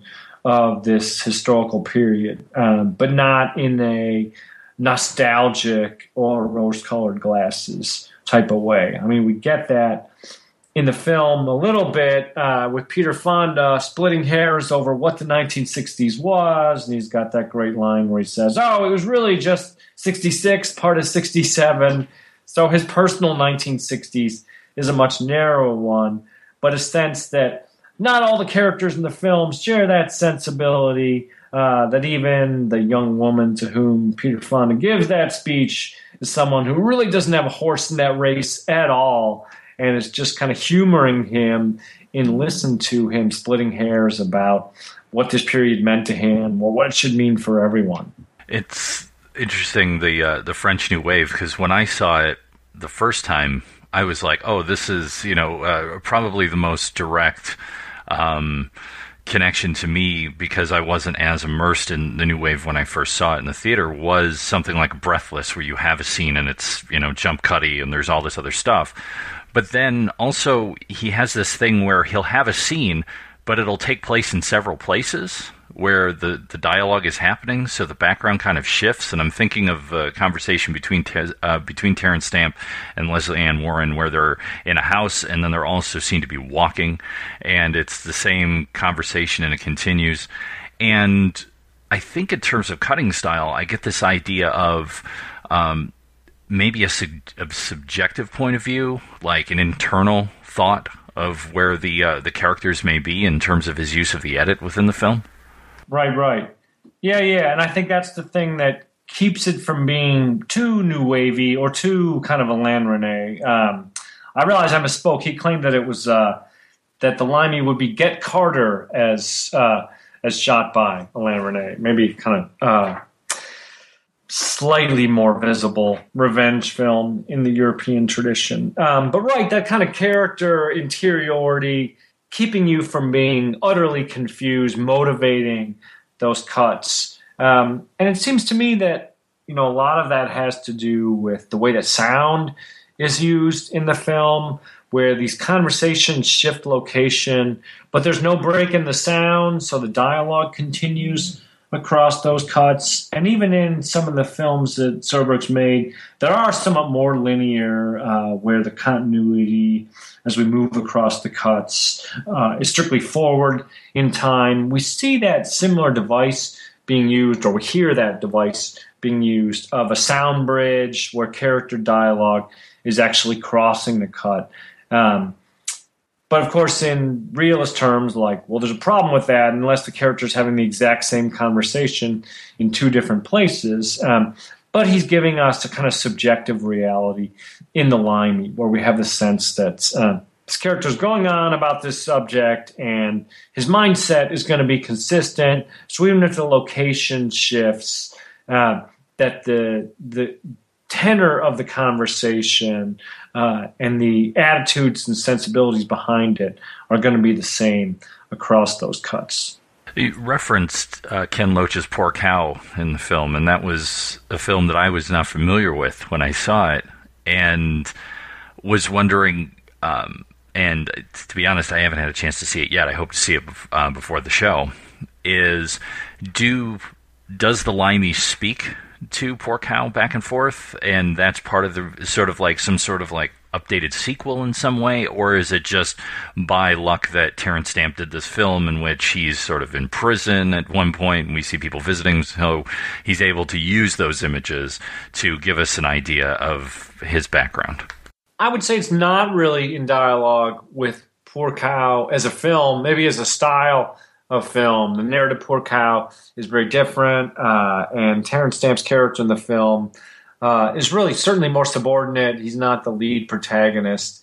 I guess the clearest parallel is that both of them, the Terence Stamp's character in Poor Cow is someone who is a relatively new father. He's got a wife and young child, and then goes away to prison. So we have the sense that he misses that aspect of the child's upbringing. So that kind of sense of loss or missed family opportunity is something that informs the Limey. But then the material that is brought from Poor Cow, if you ever get a chance to take a look at it, it's very instructive because, he really pulls it into a completely different context with, say, the musical number of Terence Stamp playing guitar, or even the scenes of the other scene that's borrowed is of his character from Poor Cow walking around with his wife and child. But it's really kind of realigned in a fundamentally different way. And I think, there was no sense that he was trying to be in a specific dialogue with Poor Cow, because that would probably be the work of an obsessive, and you'd have a hard time finding your way into it on a film screen in the U.S. where nobody would be familiar with Poor Cow. It's not. I've never heard any references to it here in the UK either, except as a frame of reference for the Limey. So it might be seen as kind of obscuritist to be in that dialogue. Whereas if he were in dialogue with a much better known film, then there might be a kind of sense that there was a need to engage with that. And instead, it's kind of like he just had this convenient thing where that you could use the same way you might use some archival footage of Terence Stamp from the 1960s and build it into your fictional narrative. So I think it works at the level of archival footage, and at the level, I think, too, of trying to match the aesthetic, or at least come close to matching it, so that the scenes from Poor Cow don't stand out as completely out of place in the kind of chromatic world of the film. I understand that was something that they did have a little bit of a trick of, because Poor Cow is a much more desaturated film, and the Limey is one that has this like deep saturations, these kind of deep kind of aqua blue greens, and these fiery orange reds. And Poor Cow has much more of a washed out look. So that was kind of the trick there. But overall, I see it as kind of a dialogue, but certainly not as an attempt to make a sequel, but as an attempt to kind of build on the 60s-ness and historical distance, and maybe the sense of loss of trying to grasp that particular period of time, and having it no longer be available or fixed in time as this certain kind of memory, like it is for Peter Fonda's character. When you look at the Limey as part of his overall filmography, where do you see that it sits in terms of, what we talked about in terms of his ideas and sort of development of where he was and where he was going? As I've said a little, I think it sits at a place where you see him using things like genre as a structure to experiment. So always kind of coming back to a certain type of generic formula, in this case, the revenge thriller. And then within that, using it as a springboard to say, do a character study, to kind of ramble, to show these kind of loose, casual interactions between characters that aren't strongly plotted, that aren't necessarily driving the story forward in the same way. But knowing that we've always got that genre narrative in the background to anchor and structure things. And that's what you see in a lot of the other films, even the ones that are kind of the most off the wall and experimental, like earlier Schizopolis or later Full Frontal, that at some level, those are films that have a structure of comedy that, even as all this weird stuff is happening, there's a kind of comic thrust overall. And, I think the genre elements, you can see it in the Ocean's films too, where you have a heist structure. But really, in a lot of ways, that structure is just an opportunity to stage these banter-like interactions among men and sometimes with women. So I think we see that in the Limey, where there's a lot of banter that kind of just brings you into these different characters' world without pushing the plot forward in quite the same hurried way, but that you have this kind of genre structure underlying it. I also think that it works nicely in kind of this Indiewood moment as a bridge between what independent filmmakers do and what studios do. Again, in having a genre narrative, but also in bringing in a bunch of different performers known for different types of work, often in independent cinema. Sometimes, like a number of 90s films as well, using independent cinema to kind of revive the stardom or revive the artistic credibility of some people from the past. So we saw with indie film, with like Pulp Fiction, reviving John Travolta's stardom, or actually Peter Fonda's being revived a couple of years earlier with the film Yuli's Gold, where he's a beekeeper, after a long series of non-appearances or appearances in really low-grade European film. So we see that with something like The Limey, too, kind of bringing Terence Stamp back into the fold, further reviving Peter Fonda. Can't say it was necessarily a real shot in the arm for Barry Newman or anyone like that. Or even bring in someone like Leslie Ann Warren, whose career was maybe in eclipse a little bit at that time, maybe as gestured toward within the film, where she's playing a kind of past her prime actress whose kind of key leading role is in a television movie. So I think it works at that level of kind of indie-woodness of both showing what's possible within independent cinema while also showing it to be like firmly fixed in an entertainment tradition that could be the kind of film that a studio might release in its most experimental moments or in its most low-key moments. And I guess if I had to add a third thing, what I think about the Limey, I think it's really interesting in terms of him kind of building on a collaboration. It was one of the last movies where he worked with a director of photography. In this case, with the Limey, it was Ed Lachman, who would then go on to be the DP for Aaron Brockovich as well, and used a kind of similar color palette for Aaron Brockovich, maybe a little bit more washed out in spots.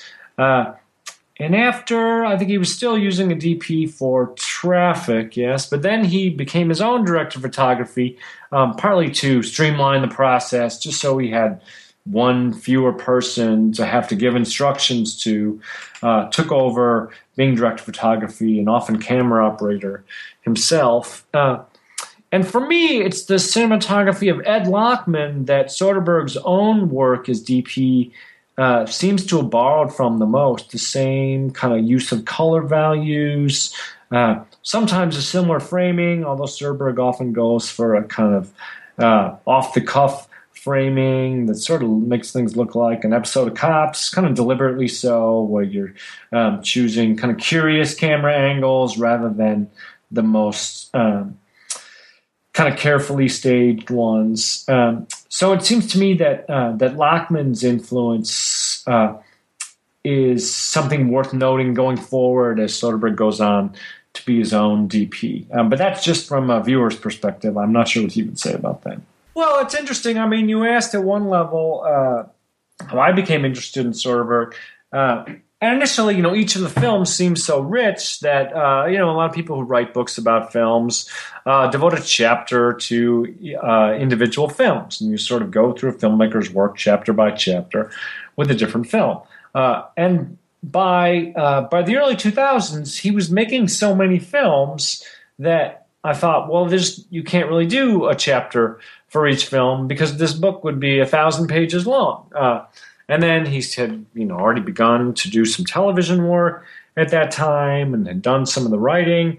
So I kind of had to abandon the film by film approach and just think, okay, maybe I can break this down into different categories of filmmaking about, okay, at one level, he works as a really good model of the way filmmakers are in dialogue with the both historical periods and the styles of the past. So looking at all the films he'd made that were set in historical periods or that borrowed historical styles, sort of like the Good German, maybe a kind of paradigmatic example of that, where he goes back to not just shooting in black and white, but using the so-called Academy ratio, the 4:3 aspect ratio that was used in the Boxier ratio, used in Hollywood films, using camera lenses and lighting styles from the 1940s. So that sense of being dialogue with the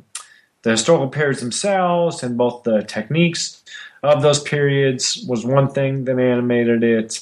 Another thing was just the very notion of collaboration. What does it mean for a filmmaker to work with other people? Often in film criticism, in film reviews, or in the way we talk about films as fans, we genuflect before this figure of the director, and somehow that person is responsible for all aspects of a film's meaning, which of course is completely belied by the very collaborative nature of filmmaking, the very many hands involved in the pie of putting a production together. So here's a really interesting figure to trace that through, to think as someone who both did seem very hands-on and autocratic and wanting to play multiple creative roles, but who also surrounded himself with a bunch of both like-minded people and people with maybe different sensibilities who he could delegate tasks to, that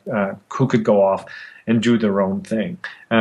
So that strange notion of both trying to do every possible thing, be a director, sometimes a screenwriter, often a director of photography, often an editor, occasionally an actor, playing every possible creative role short of writing the music, to working with a group of collaborators who could take on some of those roles and have some of those collaborators continue from film to film or reoccur 5 films down the line.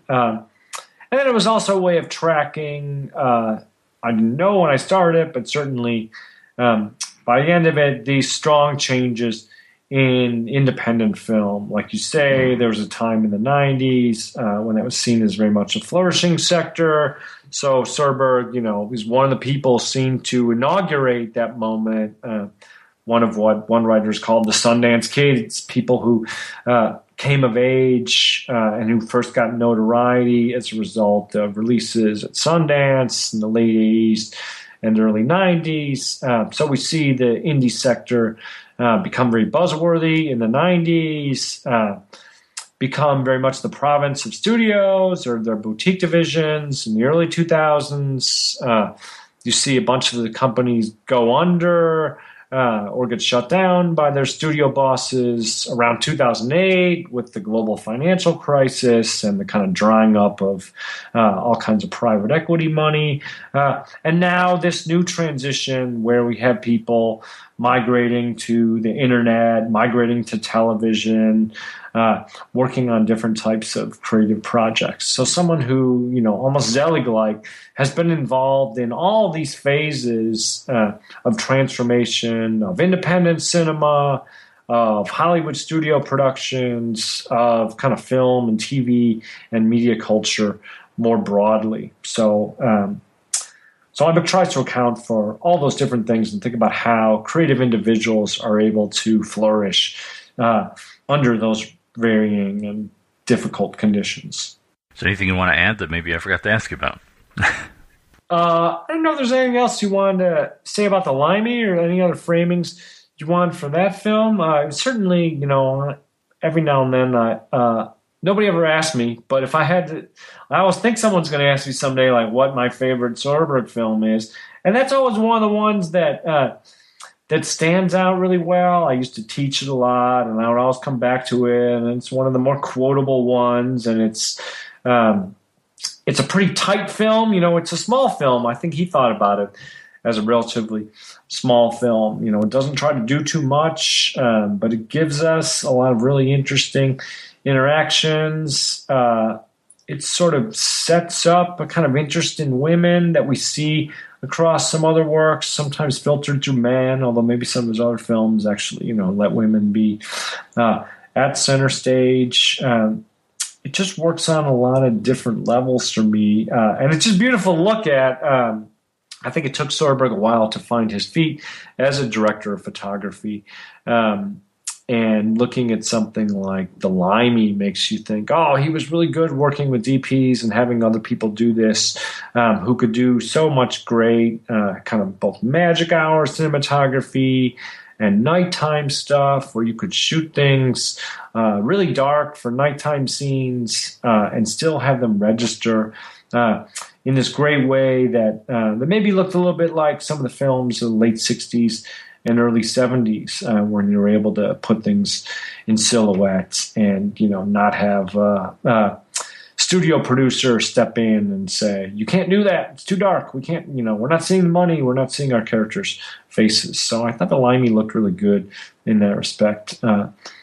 It just got some beautiful scenes and uses of locations. And it's just a showcase for all kinds of great acting, both in the lead roles and in the crazy cavalcade of people filling out the supporting roles. Great work for people like Luis Guzman and Nikki Katt and a bunch of other people as well. So I was glad you chose that one. Well, really, most of them I would have been happy to work with.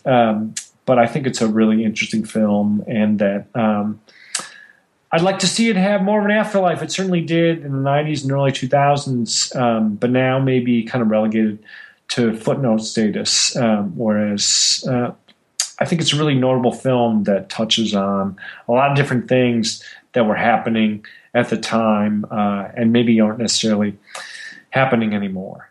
It's one of my favorites of his. And like you said, for all those reasons, it is quotable. There's so many lines that I can think of off the top of my head. It definitely has a unified style. Once you get hip to the style, I'm sure that there are people that watch mainstream Hollywood film that are like, I don't get this. Like, why is it jumping around? Stuff. But overall, for me, I think it works that way. And then, I've always felt that the best art works on multiple levels, where you can watch it as a straight genre picture, or you can get all this other stuff that's in there in terms of thematics, and then also, like I say, callbacks in a way in terms of the casting, if you're a fan of that era of American film and even British film, because of Terence Stamp. Yeah, right. And it doesn't, and it, I think it wears a lot of those things pretty lightly, or with enough self-consciousness that, in some ways it's a 60s homage, but it's also very kind of ironic and somewhat self-critical about it without being a damning critique of the period. It works a little bit as an industry satire of Hollywood or the music industry, the LA-based music industry.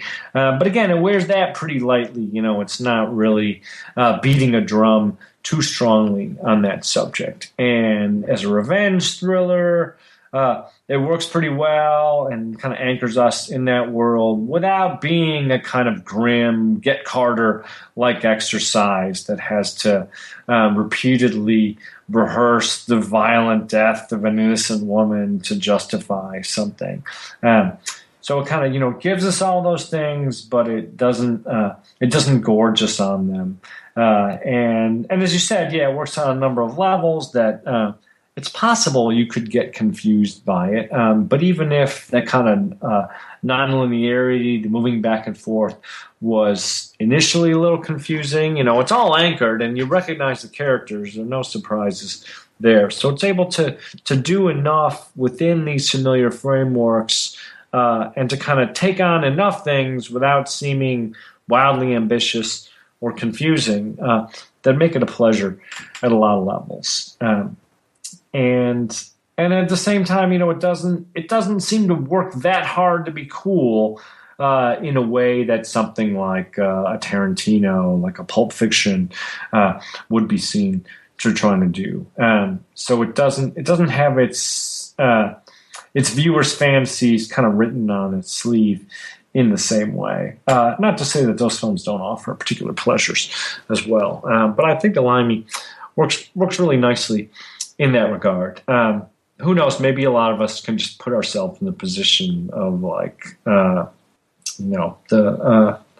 kind of difficult middle-aged guy who doesn't have to be cool in quite the same way, and who ultimately gets to be a violent hero. But in a lot of ways, a lot of that happening off screen, so it certainly doesn't overwhelm us with violence in any respect. This is not a Liam Neeson vehicle in any respect, so we don't have to sacrifice that level of disbelief. Instead, we can just sort of take the pleasure in these things happening in the gaps, and then instead get the focus on the character narrative and the banter and the interactions that come across really well.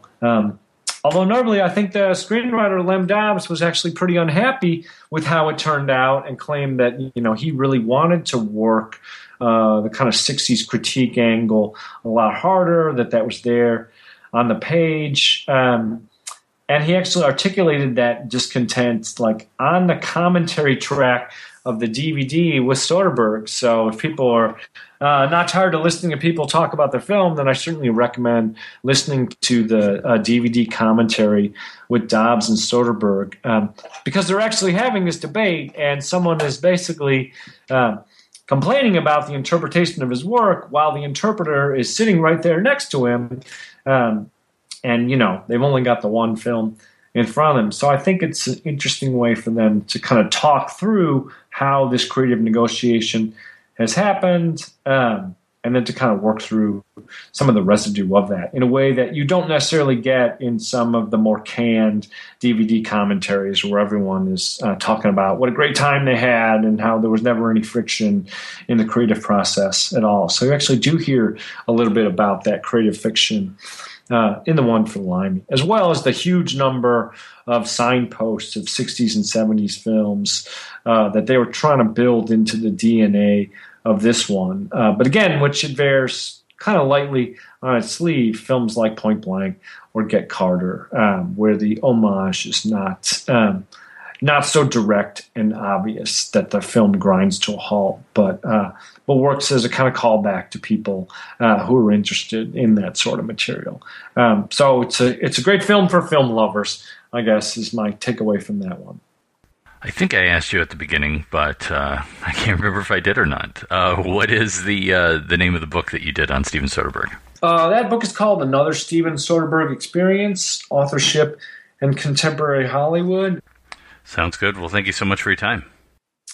Thanks for talking to me, Rob. It's great to have this conversation. I'll look forward to how it all turns out.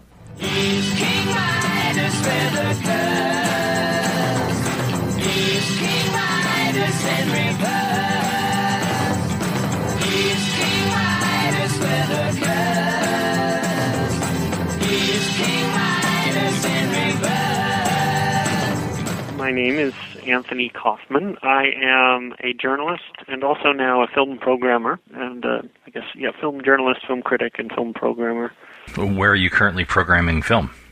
I am a programmer at the Chicago International Film Festival. Well, tell me your interest when you first got interested in Steven Soderbergh.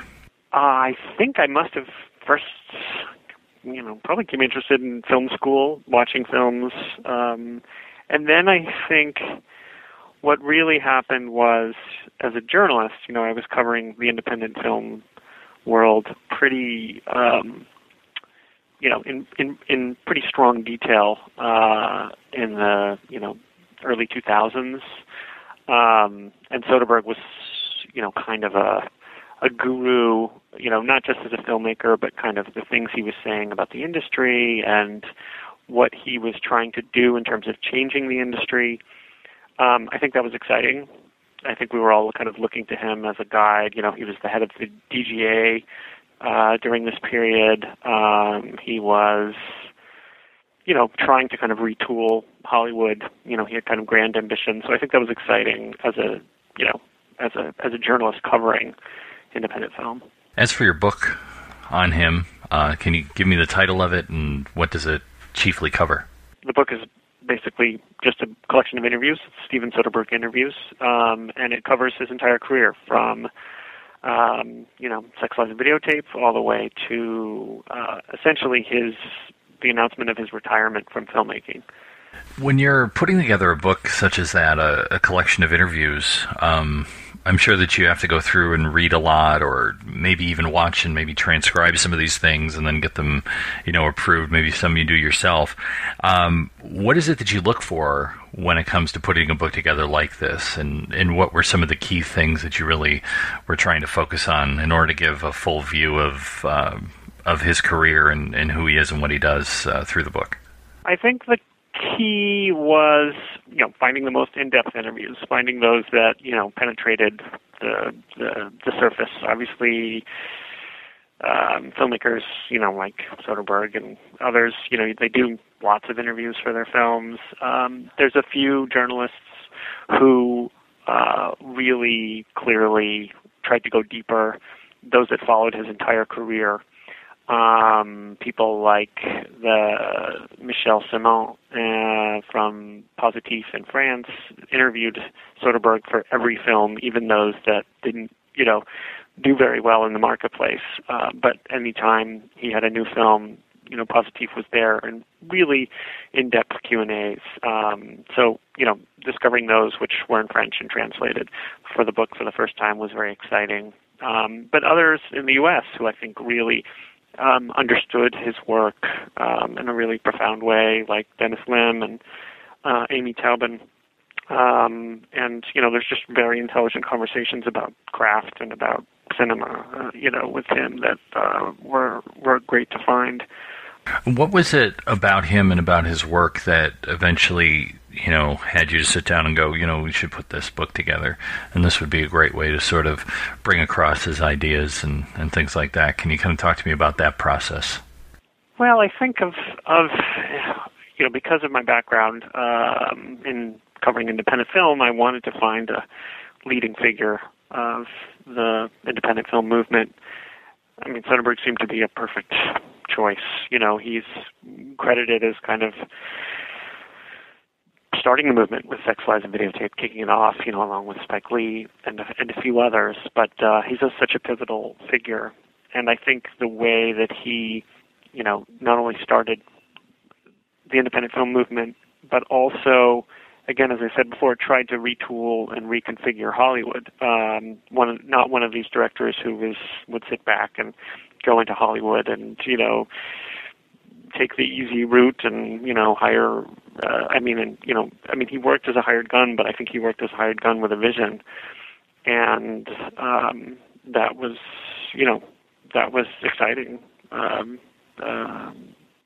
He's an exciting choice. I mean, I think his films, and I make this clear in the introduction, his films, even, something as big and flashy and mainstream as the Ocean's films, are, formally adventurous and daring. And, people forgot them because they were fun, forgot that aspects of them because they were fun movies, but it didn't prevent Soderbergh from being quite experimental in the way those films were edited.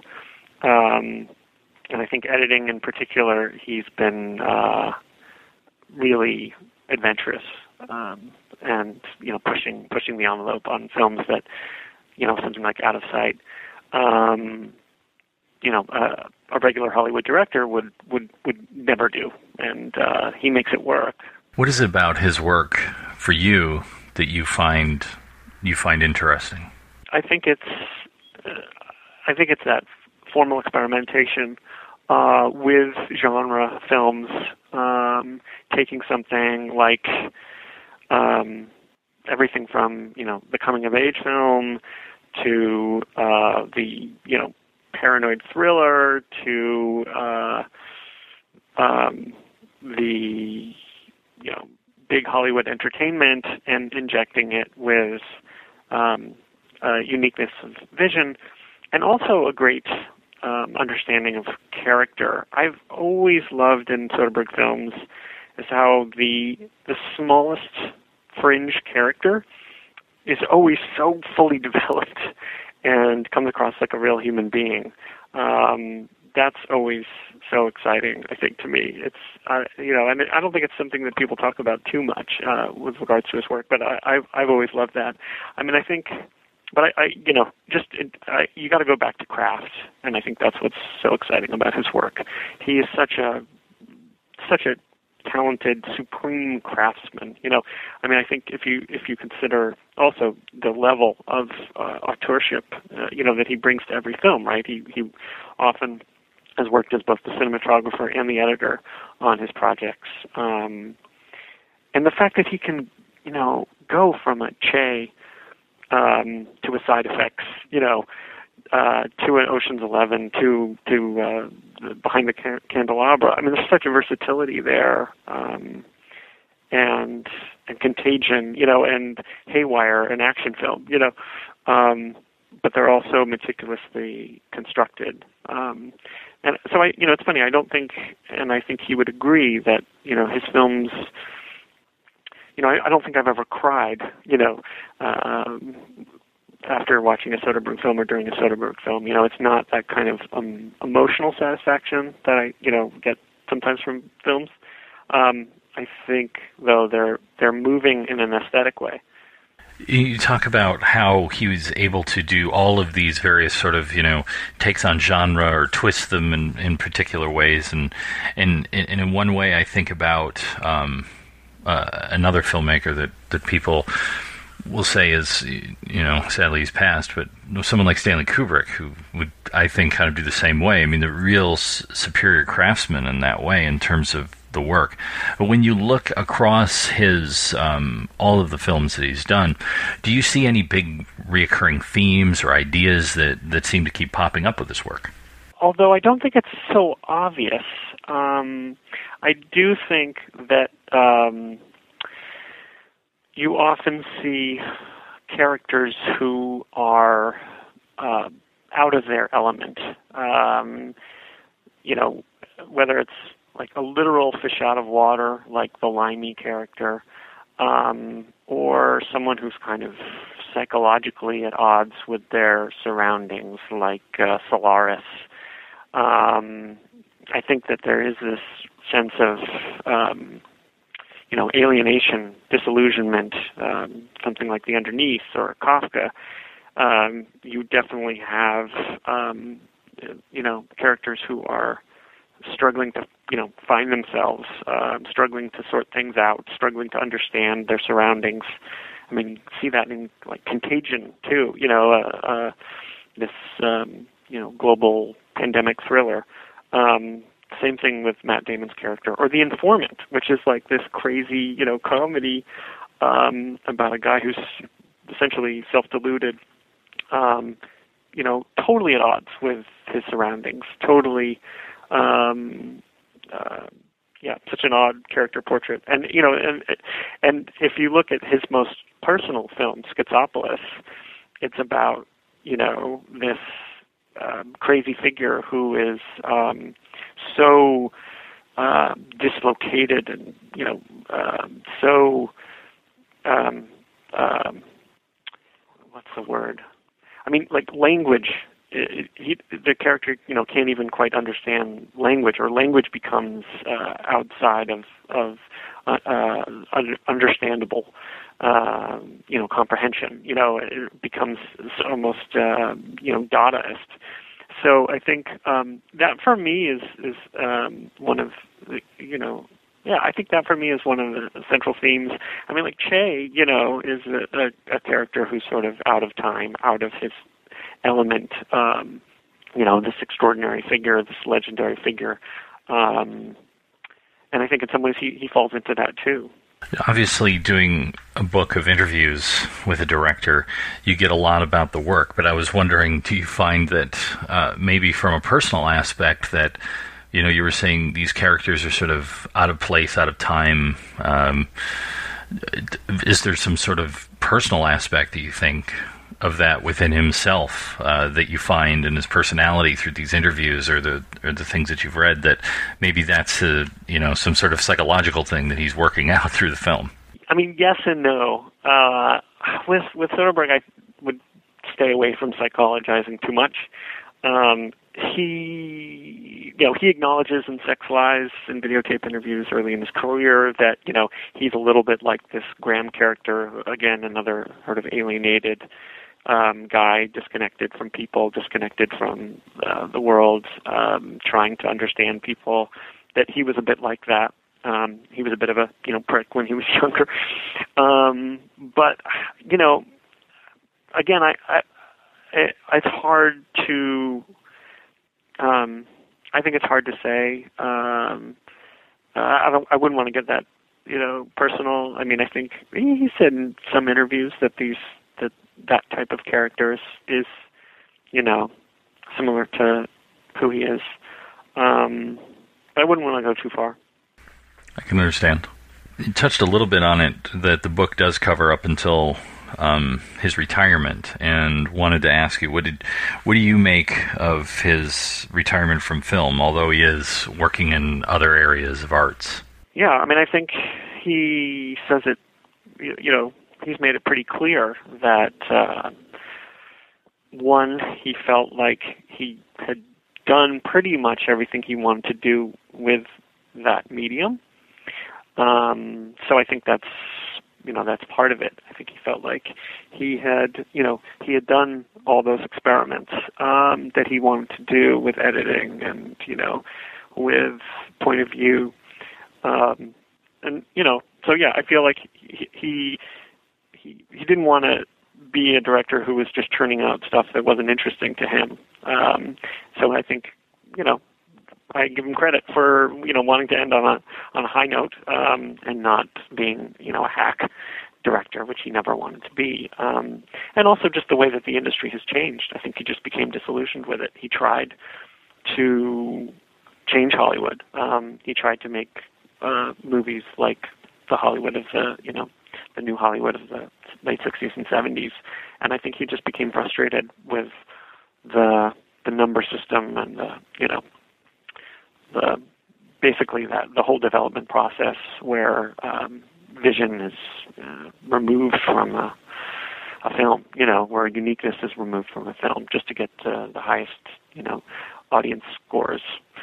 So I think he became frustrated, and again, I don't know, I give him credit for being bold enough to just step away and say this isn't working anymore. This week we're talking about the Limey, and was going to ask you, what was your first interaction with the film? When did you see it, and what were your thoughts then, and what do you think of it now? I must have seen it when it came out. I honestly don't recall exactly, but I don't think I remember exactly my feelings when I first saw it. But I think the general view on the film is that I seem to remember it was exciting to watch it. For the same reason it's exciting to watch any number of movies that are trying to do something different. You have a fairly conventional, Get Carter type scenario, and yet through the editing and, through his visual storytelling, it's something different and unique. So that's, I think that, that's what I felt then, and I still feel that way. I rewatched it last night, and I think it's totally daring in terms of the non-linear type linear storytelling. Obviously, he mixes it up, and it's it's kind of a mood piece. This vision that Soderbergh discusses in interviews. Let's see what I picked it out from the book here. Let me see, where's the quote? I had been dreaming of making a film where there would be no end to the dialogue, where the last sentence in the scene would lead to the first sentence of the next scene. It would have been like one uninterrupted. Let me do that again. It would have been like one uninterrupted conversation that would cut across the three temporal levels, a verbal flow analogous to the interior monologue. So that, I think that's exciting, and I think he, realizes that. And, that he said that in an interview earlier on in his career, and clearly with the Limey, he brings that dream to fruition. He was talking about that structure, and the one thing that I remember in the early reviews, and when I first saw it, was, in the theater when it came out in 2000, and I wasn't as big of a film student then in terms of the amount of stuff that I had seen, but the one thing that really hit me was it did remind me of a lot of French New Wave film.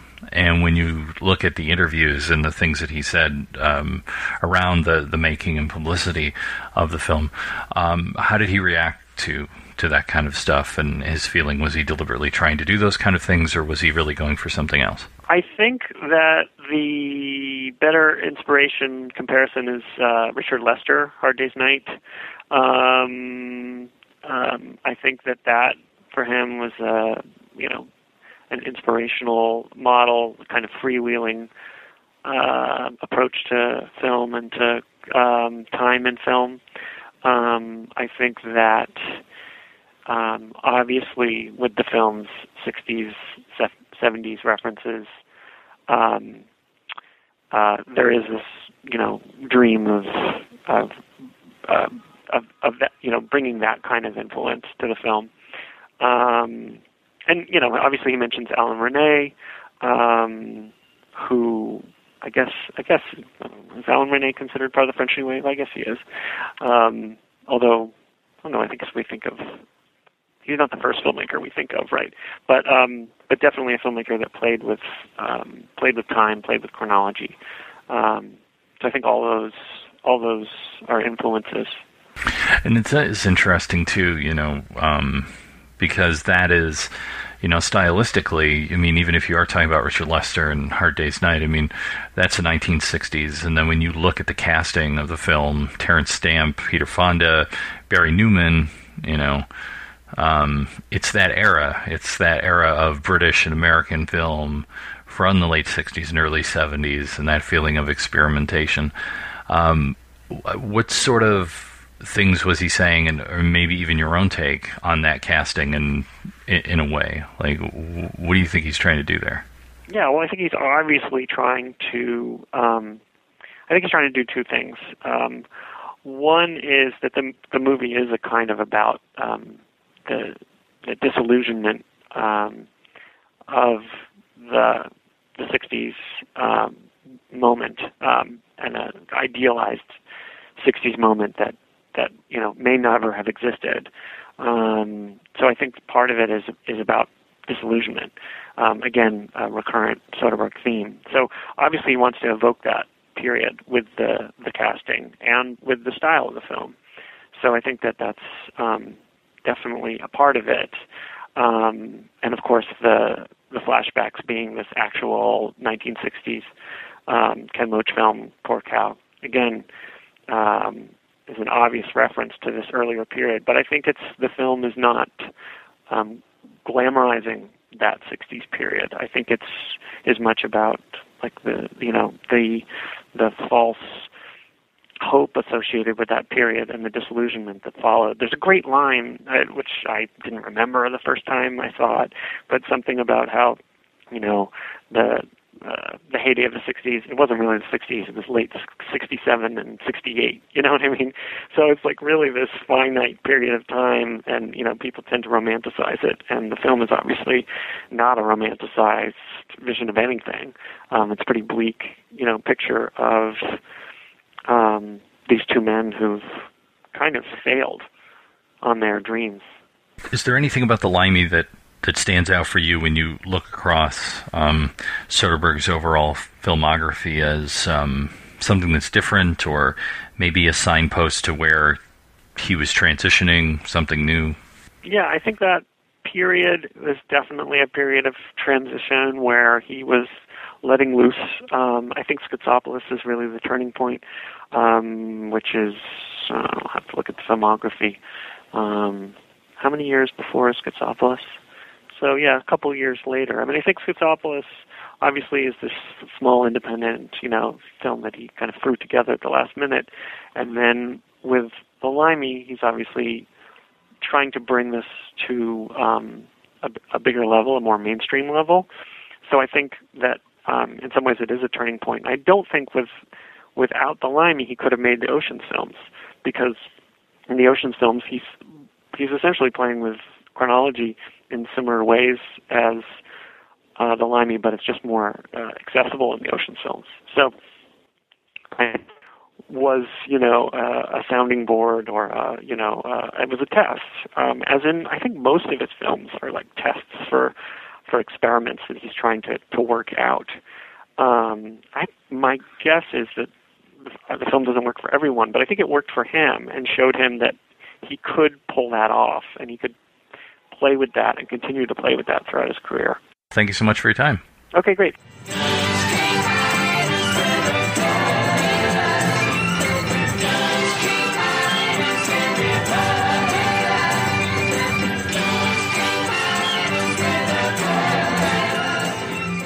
All right, we're back. Thanks to authors Mark Gallagher and Anthony Kaufman. You can find out more about their books over at our website, projection-booth.com.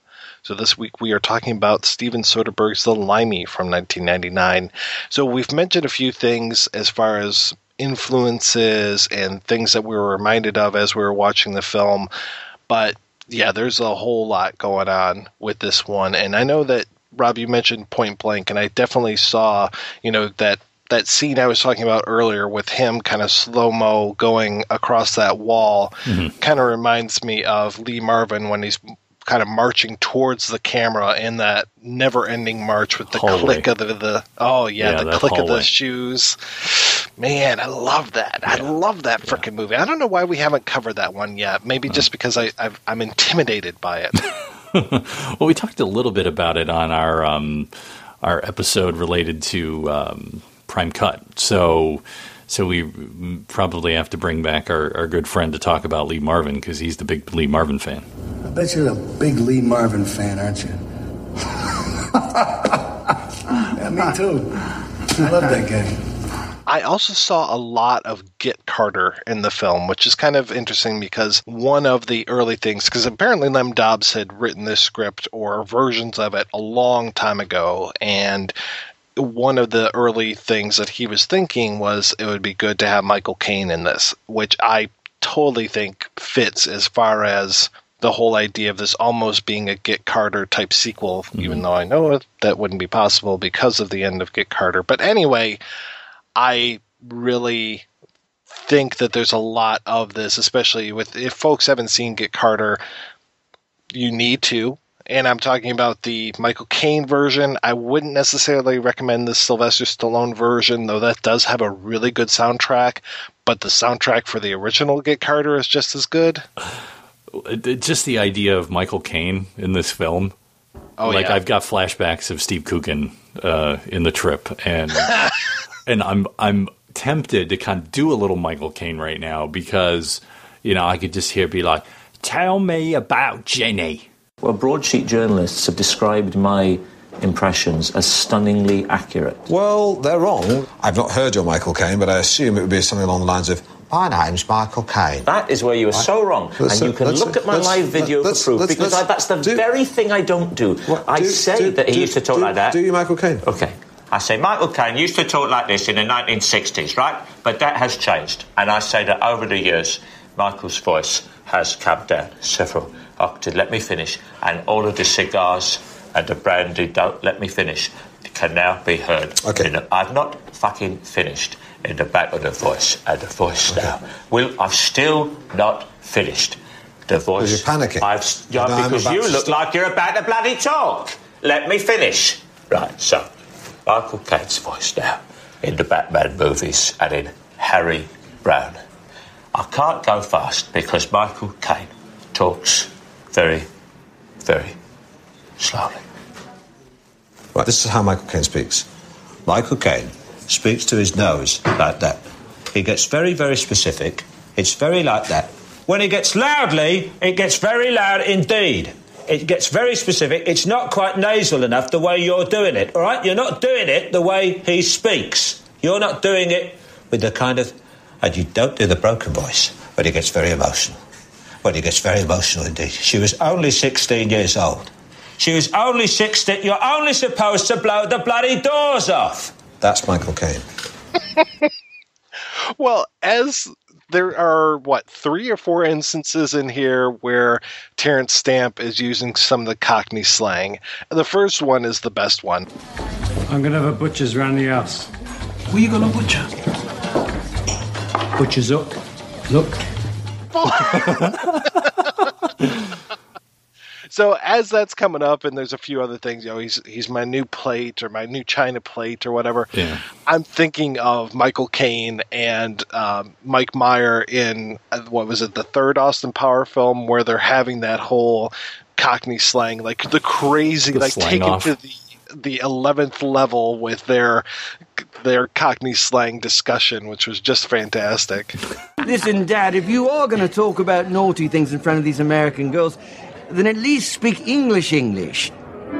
All right, my son. I could have had it away with this cracking Judy, my old China. Are you telling pork pies in a bag of trout? Because if you are feeling quickly, why not just have a J. Arthur? What, Billy? No, mates. Too right, youth. Don't you remember the Crimbo Din-Din we had with the grotty Scotch bin? Oh, the one that was all 6s and 7s. Yeah, she was a trouble and strife, but a Morris dancer lived up the apples and pears. Yes, she was the barrister that became a bobby in a lorry, and they gave her with a Gatling gun in the bottom of St. Regis tea kettle. Yes, and then she sat on a turtle.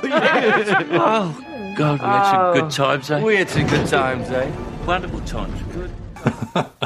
Yeah, that would be good. But yeah, Get Carter, definitely this whole idea of a man coming back to town from being away. In that one, he's, living someplace else, living in London, I believe, and kind of living high in the hog down there, and then coming back to the old town and seeing what happened to his brother. Kind of different as far as, the locations and the meanings of the locations and everything.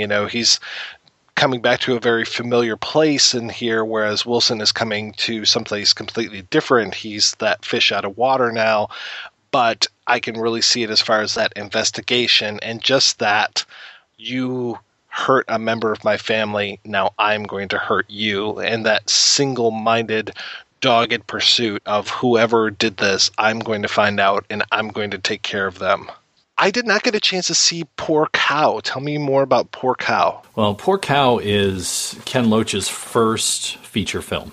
It's kind of interesting to watch because Terence Stamp's character is named Dave in the film, and Ken Loach throughout his career has done a lot of like social realism films. So it's like poor and working class Brits and even Scots at one point, and just sort of like their day-to-day lives. And really what the film is about, it's about a young woman who, when we first meet her, she's giving birth to her first child, and then she's married but then gets divorced, and it's 1967, it's swinging London, and all of sort of the things that she goes through as a single mother, getting mixed up with men. There's a lot of sort of relationship stuff in here, and it's all told through her point of view as, a divorcee, a single mother, dealing with relationships, dealing with abusive boyfriends, dealing with criminal boyfriends, played by Terence Stamp as Dave, who's part of sort of this gang of guys.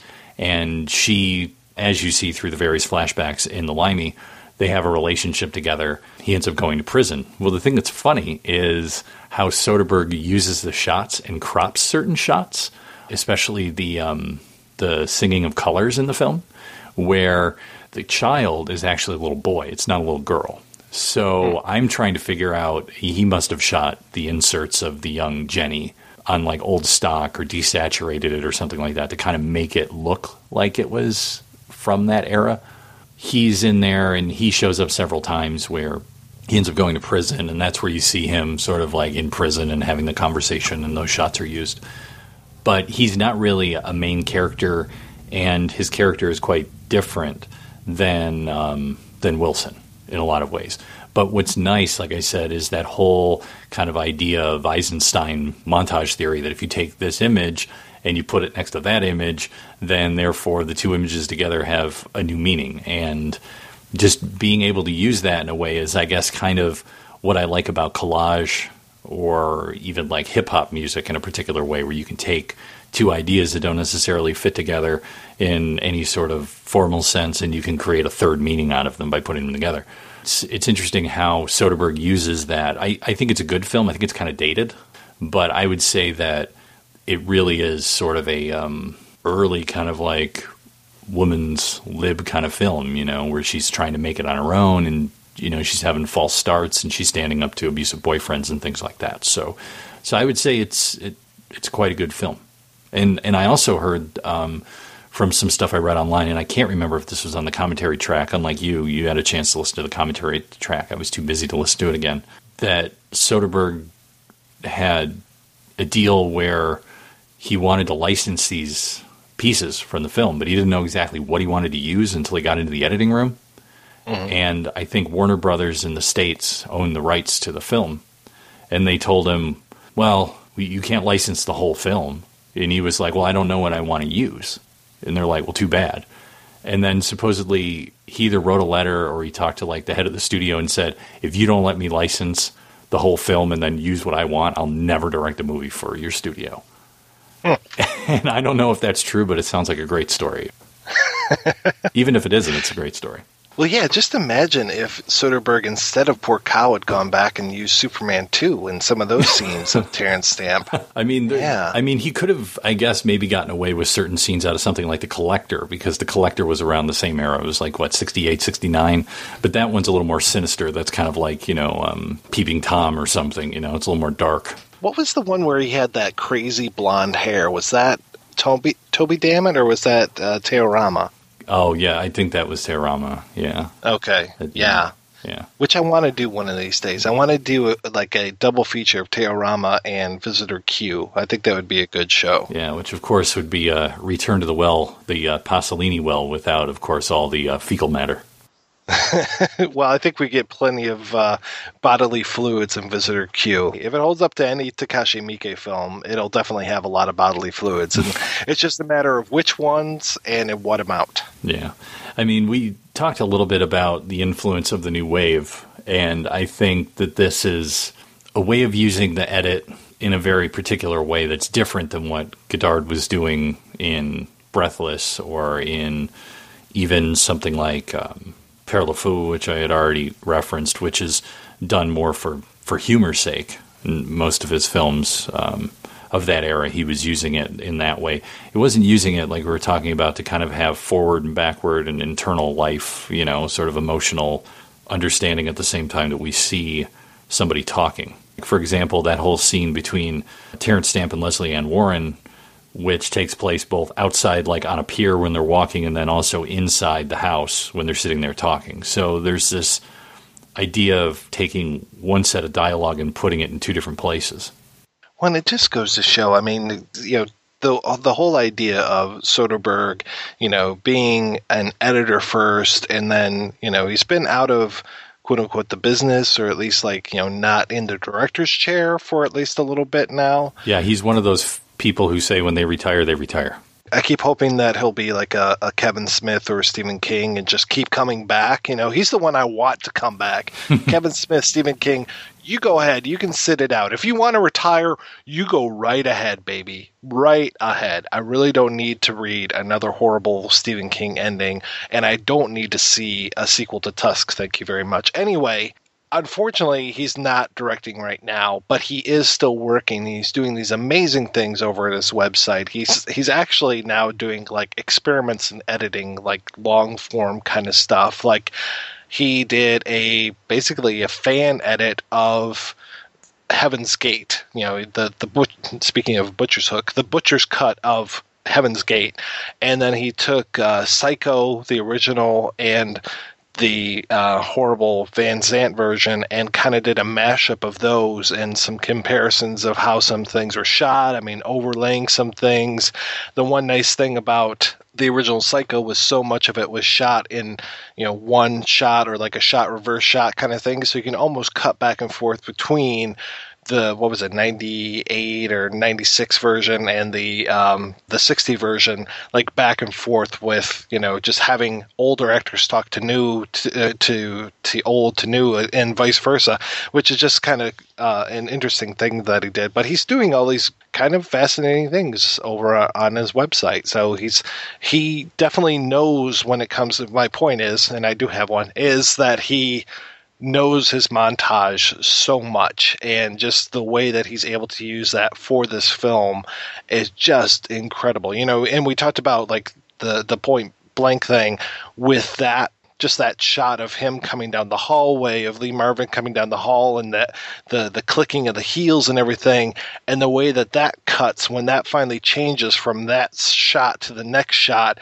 and he's basically in the door, like with the soon-to-be ex-wife, just right there. It's just like he's coming out of nowhere, and just the way that stuff is cut together just works so perfectly. Or like the scene in Point Blank where the music is playing and the guy is screaming this kind of scat music and all this stuff, and those screams kind of playing against this fight that Lee Marvin's having behind the stage and everything. Just so smart. And I think that The Limey is just one of those things where he's just, it was Soderbergh firing on all cylinders. So you also had a chance to not only listen to the commentary, but to also read the script. So what do you see as the big differences?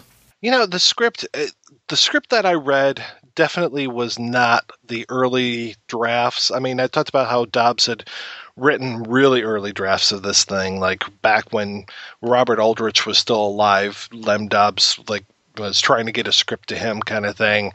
But when the script that I was reading had all the revisions listed on it as far as while it was actually in production. So it had already started to change quite a bit, but it did still have things like the Anne Margaret scene, and it had references to Wilson having a boss, which was interesting. It was almost like he was on vacation in the U.S. at this time, or maybe he, just took leave of absence or whatever and came over. I don't really see him putting in, his vacation request and waiting for his boss to approve it or anything. But there were things like that, which I found interesting too, because there's this real subtext going on in the Dobbs draft that I read about workers and bosses, and it's interesting to me. There was one change in particular that I found fascinating, that when Wilson comes and meets Eduardo, the Luis Guzman character, Eduardo is wearing a Chairman Mao t-shirt. And so, of course, we're talking about workers' rights now and all this kind of stuff. But in the movie, Soderbergh changed it to a Che Guevara t-shirt, which was hilarious because we know that in just a few years after this, he's going to be making that big 2-part Che film with Benicio del Toro. So it was kind of a nice flash forward kind of in Soderbergh's career. But that stuff I think kind of gets lost. The boss is definitely not there and all this kind of stuff. So that necessarily isn't, part of what happened with The Limey. But again, I think what's there is perfect. So hearing the grousing of Dobbs on the audio commentary, I mean, it is one of the best audio commentaries, even though they do some real kind of fuckery with the audio that I'm not real appreciative of. And it starts off with this weird montage where it's really intense kind of stuff. And I guess, it's mirroring what's happening in the movie, of course, but for me, it was just just shut up and let these guys talk, and let Dobbs just grouse about this stuff, and just basically just ripping on Soderbergh so much of the time. One other thing before I forget, one thing that I found fascinating is that the guy who picks Wilson up, or the cab ride over to Eduardo's place, Dobbs actually takes very big care to show us the name of the driver of the taxi, which was Edward Ford, which is funny because Dobbs has been working on this Edward Ford script forever. I mean, it's one of those great unproduced screenplays in Hollywood kind of thing. So I found that was a nice little nod to himself inside of the screenplay. From what I remember as a commentary track, it was quite a good listen. It's been a while since I took a listen to it, but I have to say that's one of the things that I really miss about watching movies, either as files or, obviously streaming on Netflix is that, as far as I know, I don't think Netflix is throwing up audio commentaries on these things, which...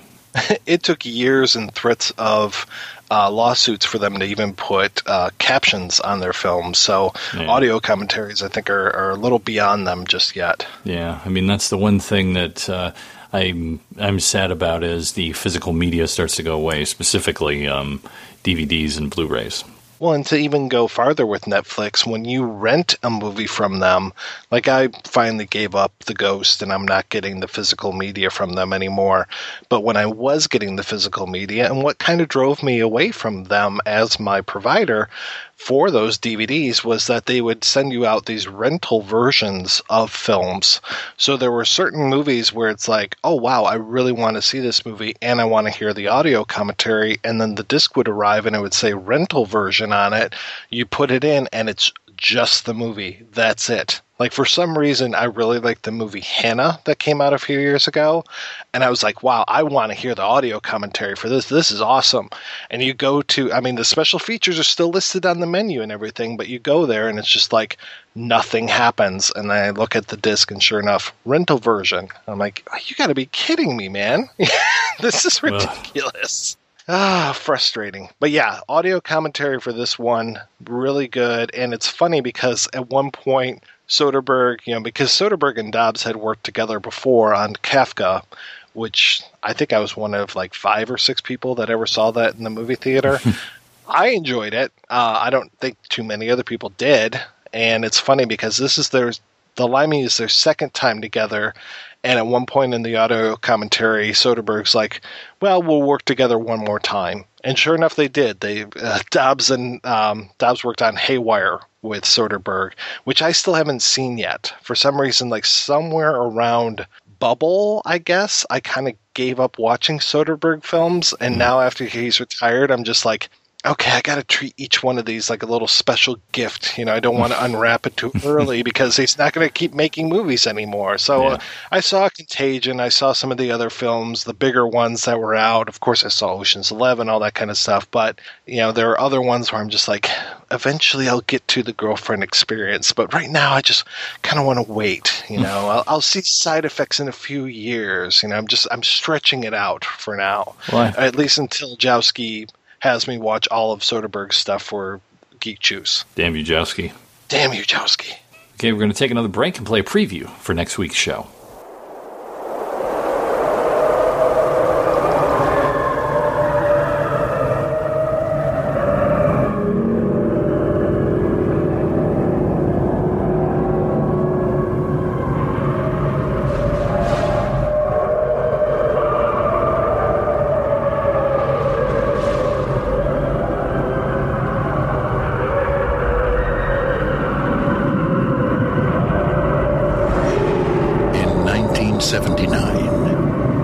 Discovered in space, no one can hear you scream.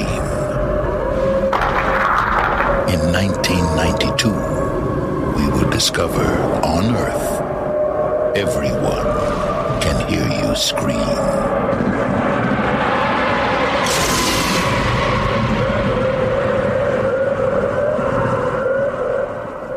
That's right, we're looking at Alien 3, where the alien is hiding in the most terrifying place of all, Sigourney Weaver's body cavity? Wait a minute, that's not terrifying. Is that scary to you? Well, I'll tell you one thing that's terrifying. The cost of things, my good man. Oh, jeez. Have you looked around recently? Have you noticed the cost of things? Well, I mean, okay, maybe gas is a little cheaper now than it was a year ago. But, everything has gone up. And this is why we're asking you right now, do me a favor. Do this with me. If you're at work or you're at home or something like that, go to your computer and go to projection-booth.com. And then I want you to scroll down. You see all of this stuff where it's there's the latest episode, which should be Limey. If not, whatever. And then popular episodes. You see all those lovely popular episodes over to the side. Feel free to listen to those. Then you have the Twitter feed. And right under the Twitter feed, it says sponsors. And you know who the top sponsor is? That's you, because you can hit the donate button and you can give to the Projection Booth through PayPal. And we have some friends who have set up a monthly where they give a couple of bucks each month through that PayPal. It comes off their credit card or however they want to do it, and it helps to pay for all of the things that we do. For example, hosting fees, membership to IMDb Pro. Mike has, I think I told you before, like 37 kids. I mean, it's insane. And like, we have these costs that need to be taken care of. I've got the monkey on my back. You know what I mean? Yeah. Okay. So, help us to continue to bring you quality film programming each and every week here on the Projection Booth. Just go to projection-booth.com, go down, find the button that says donate on the right rail, and do it through PayPal. And you know what? We'll be eternally grateful to you. And, we won't be seeking revenge, at least not yet.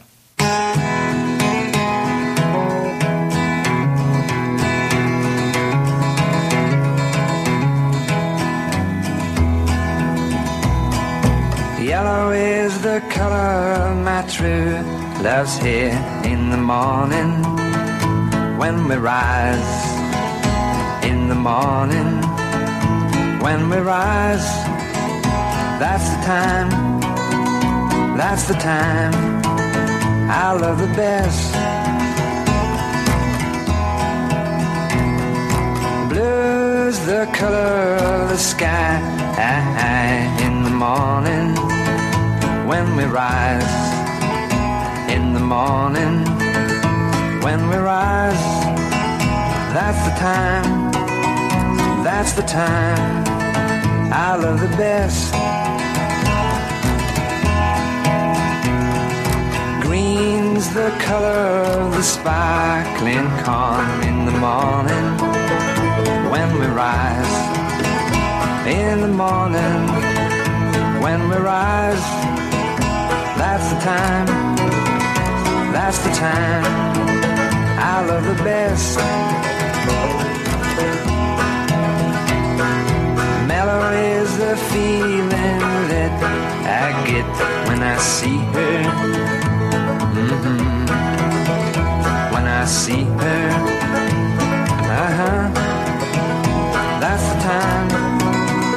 that's the time I love the best.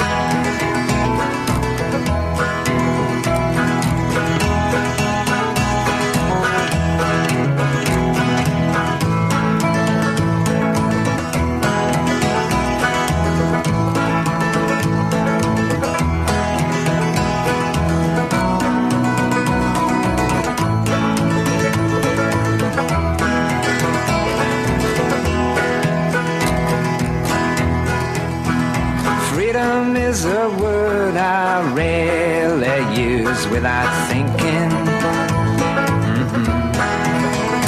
Without thinking of the time when I've been low.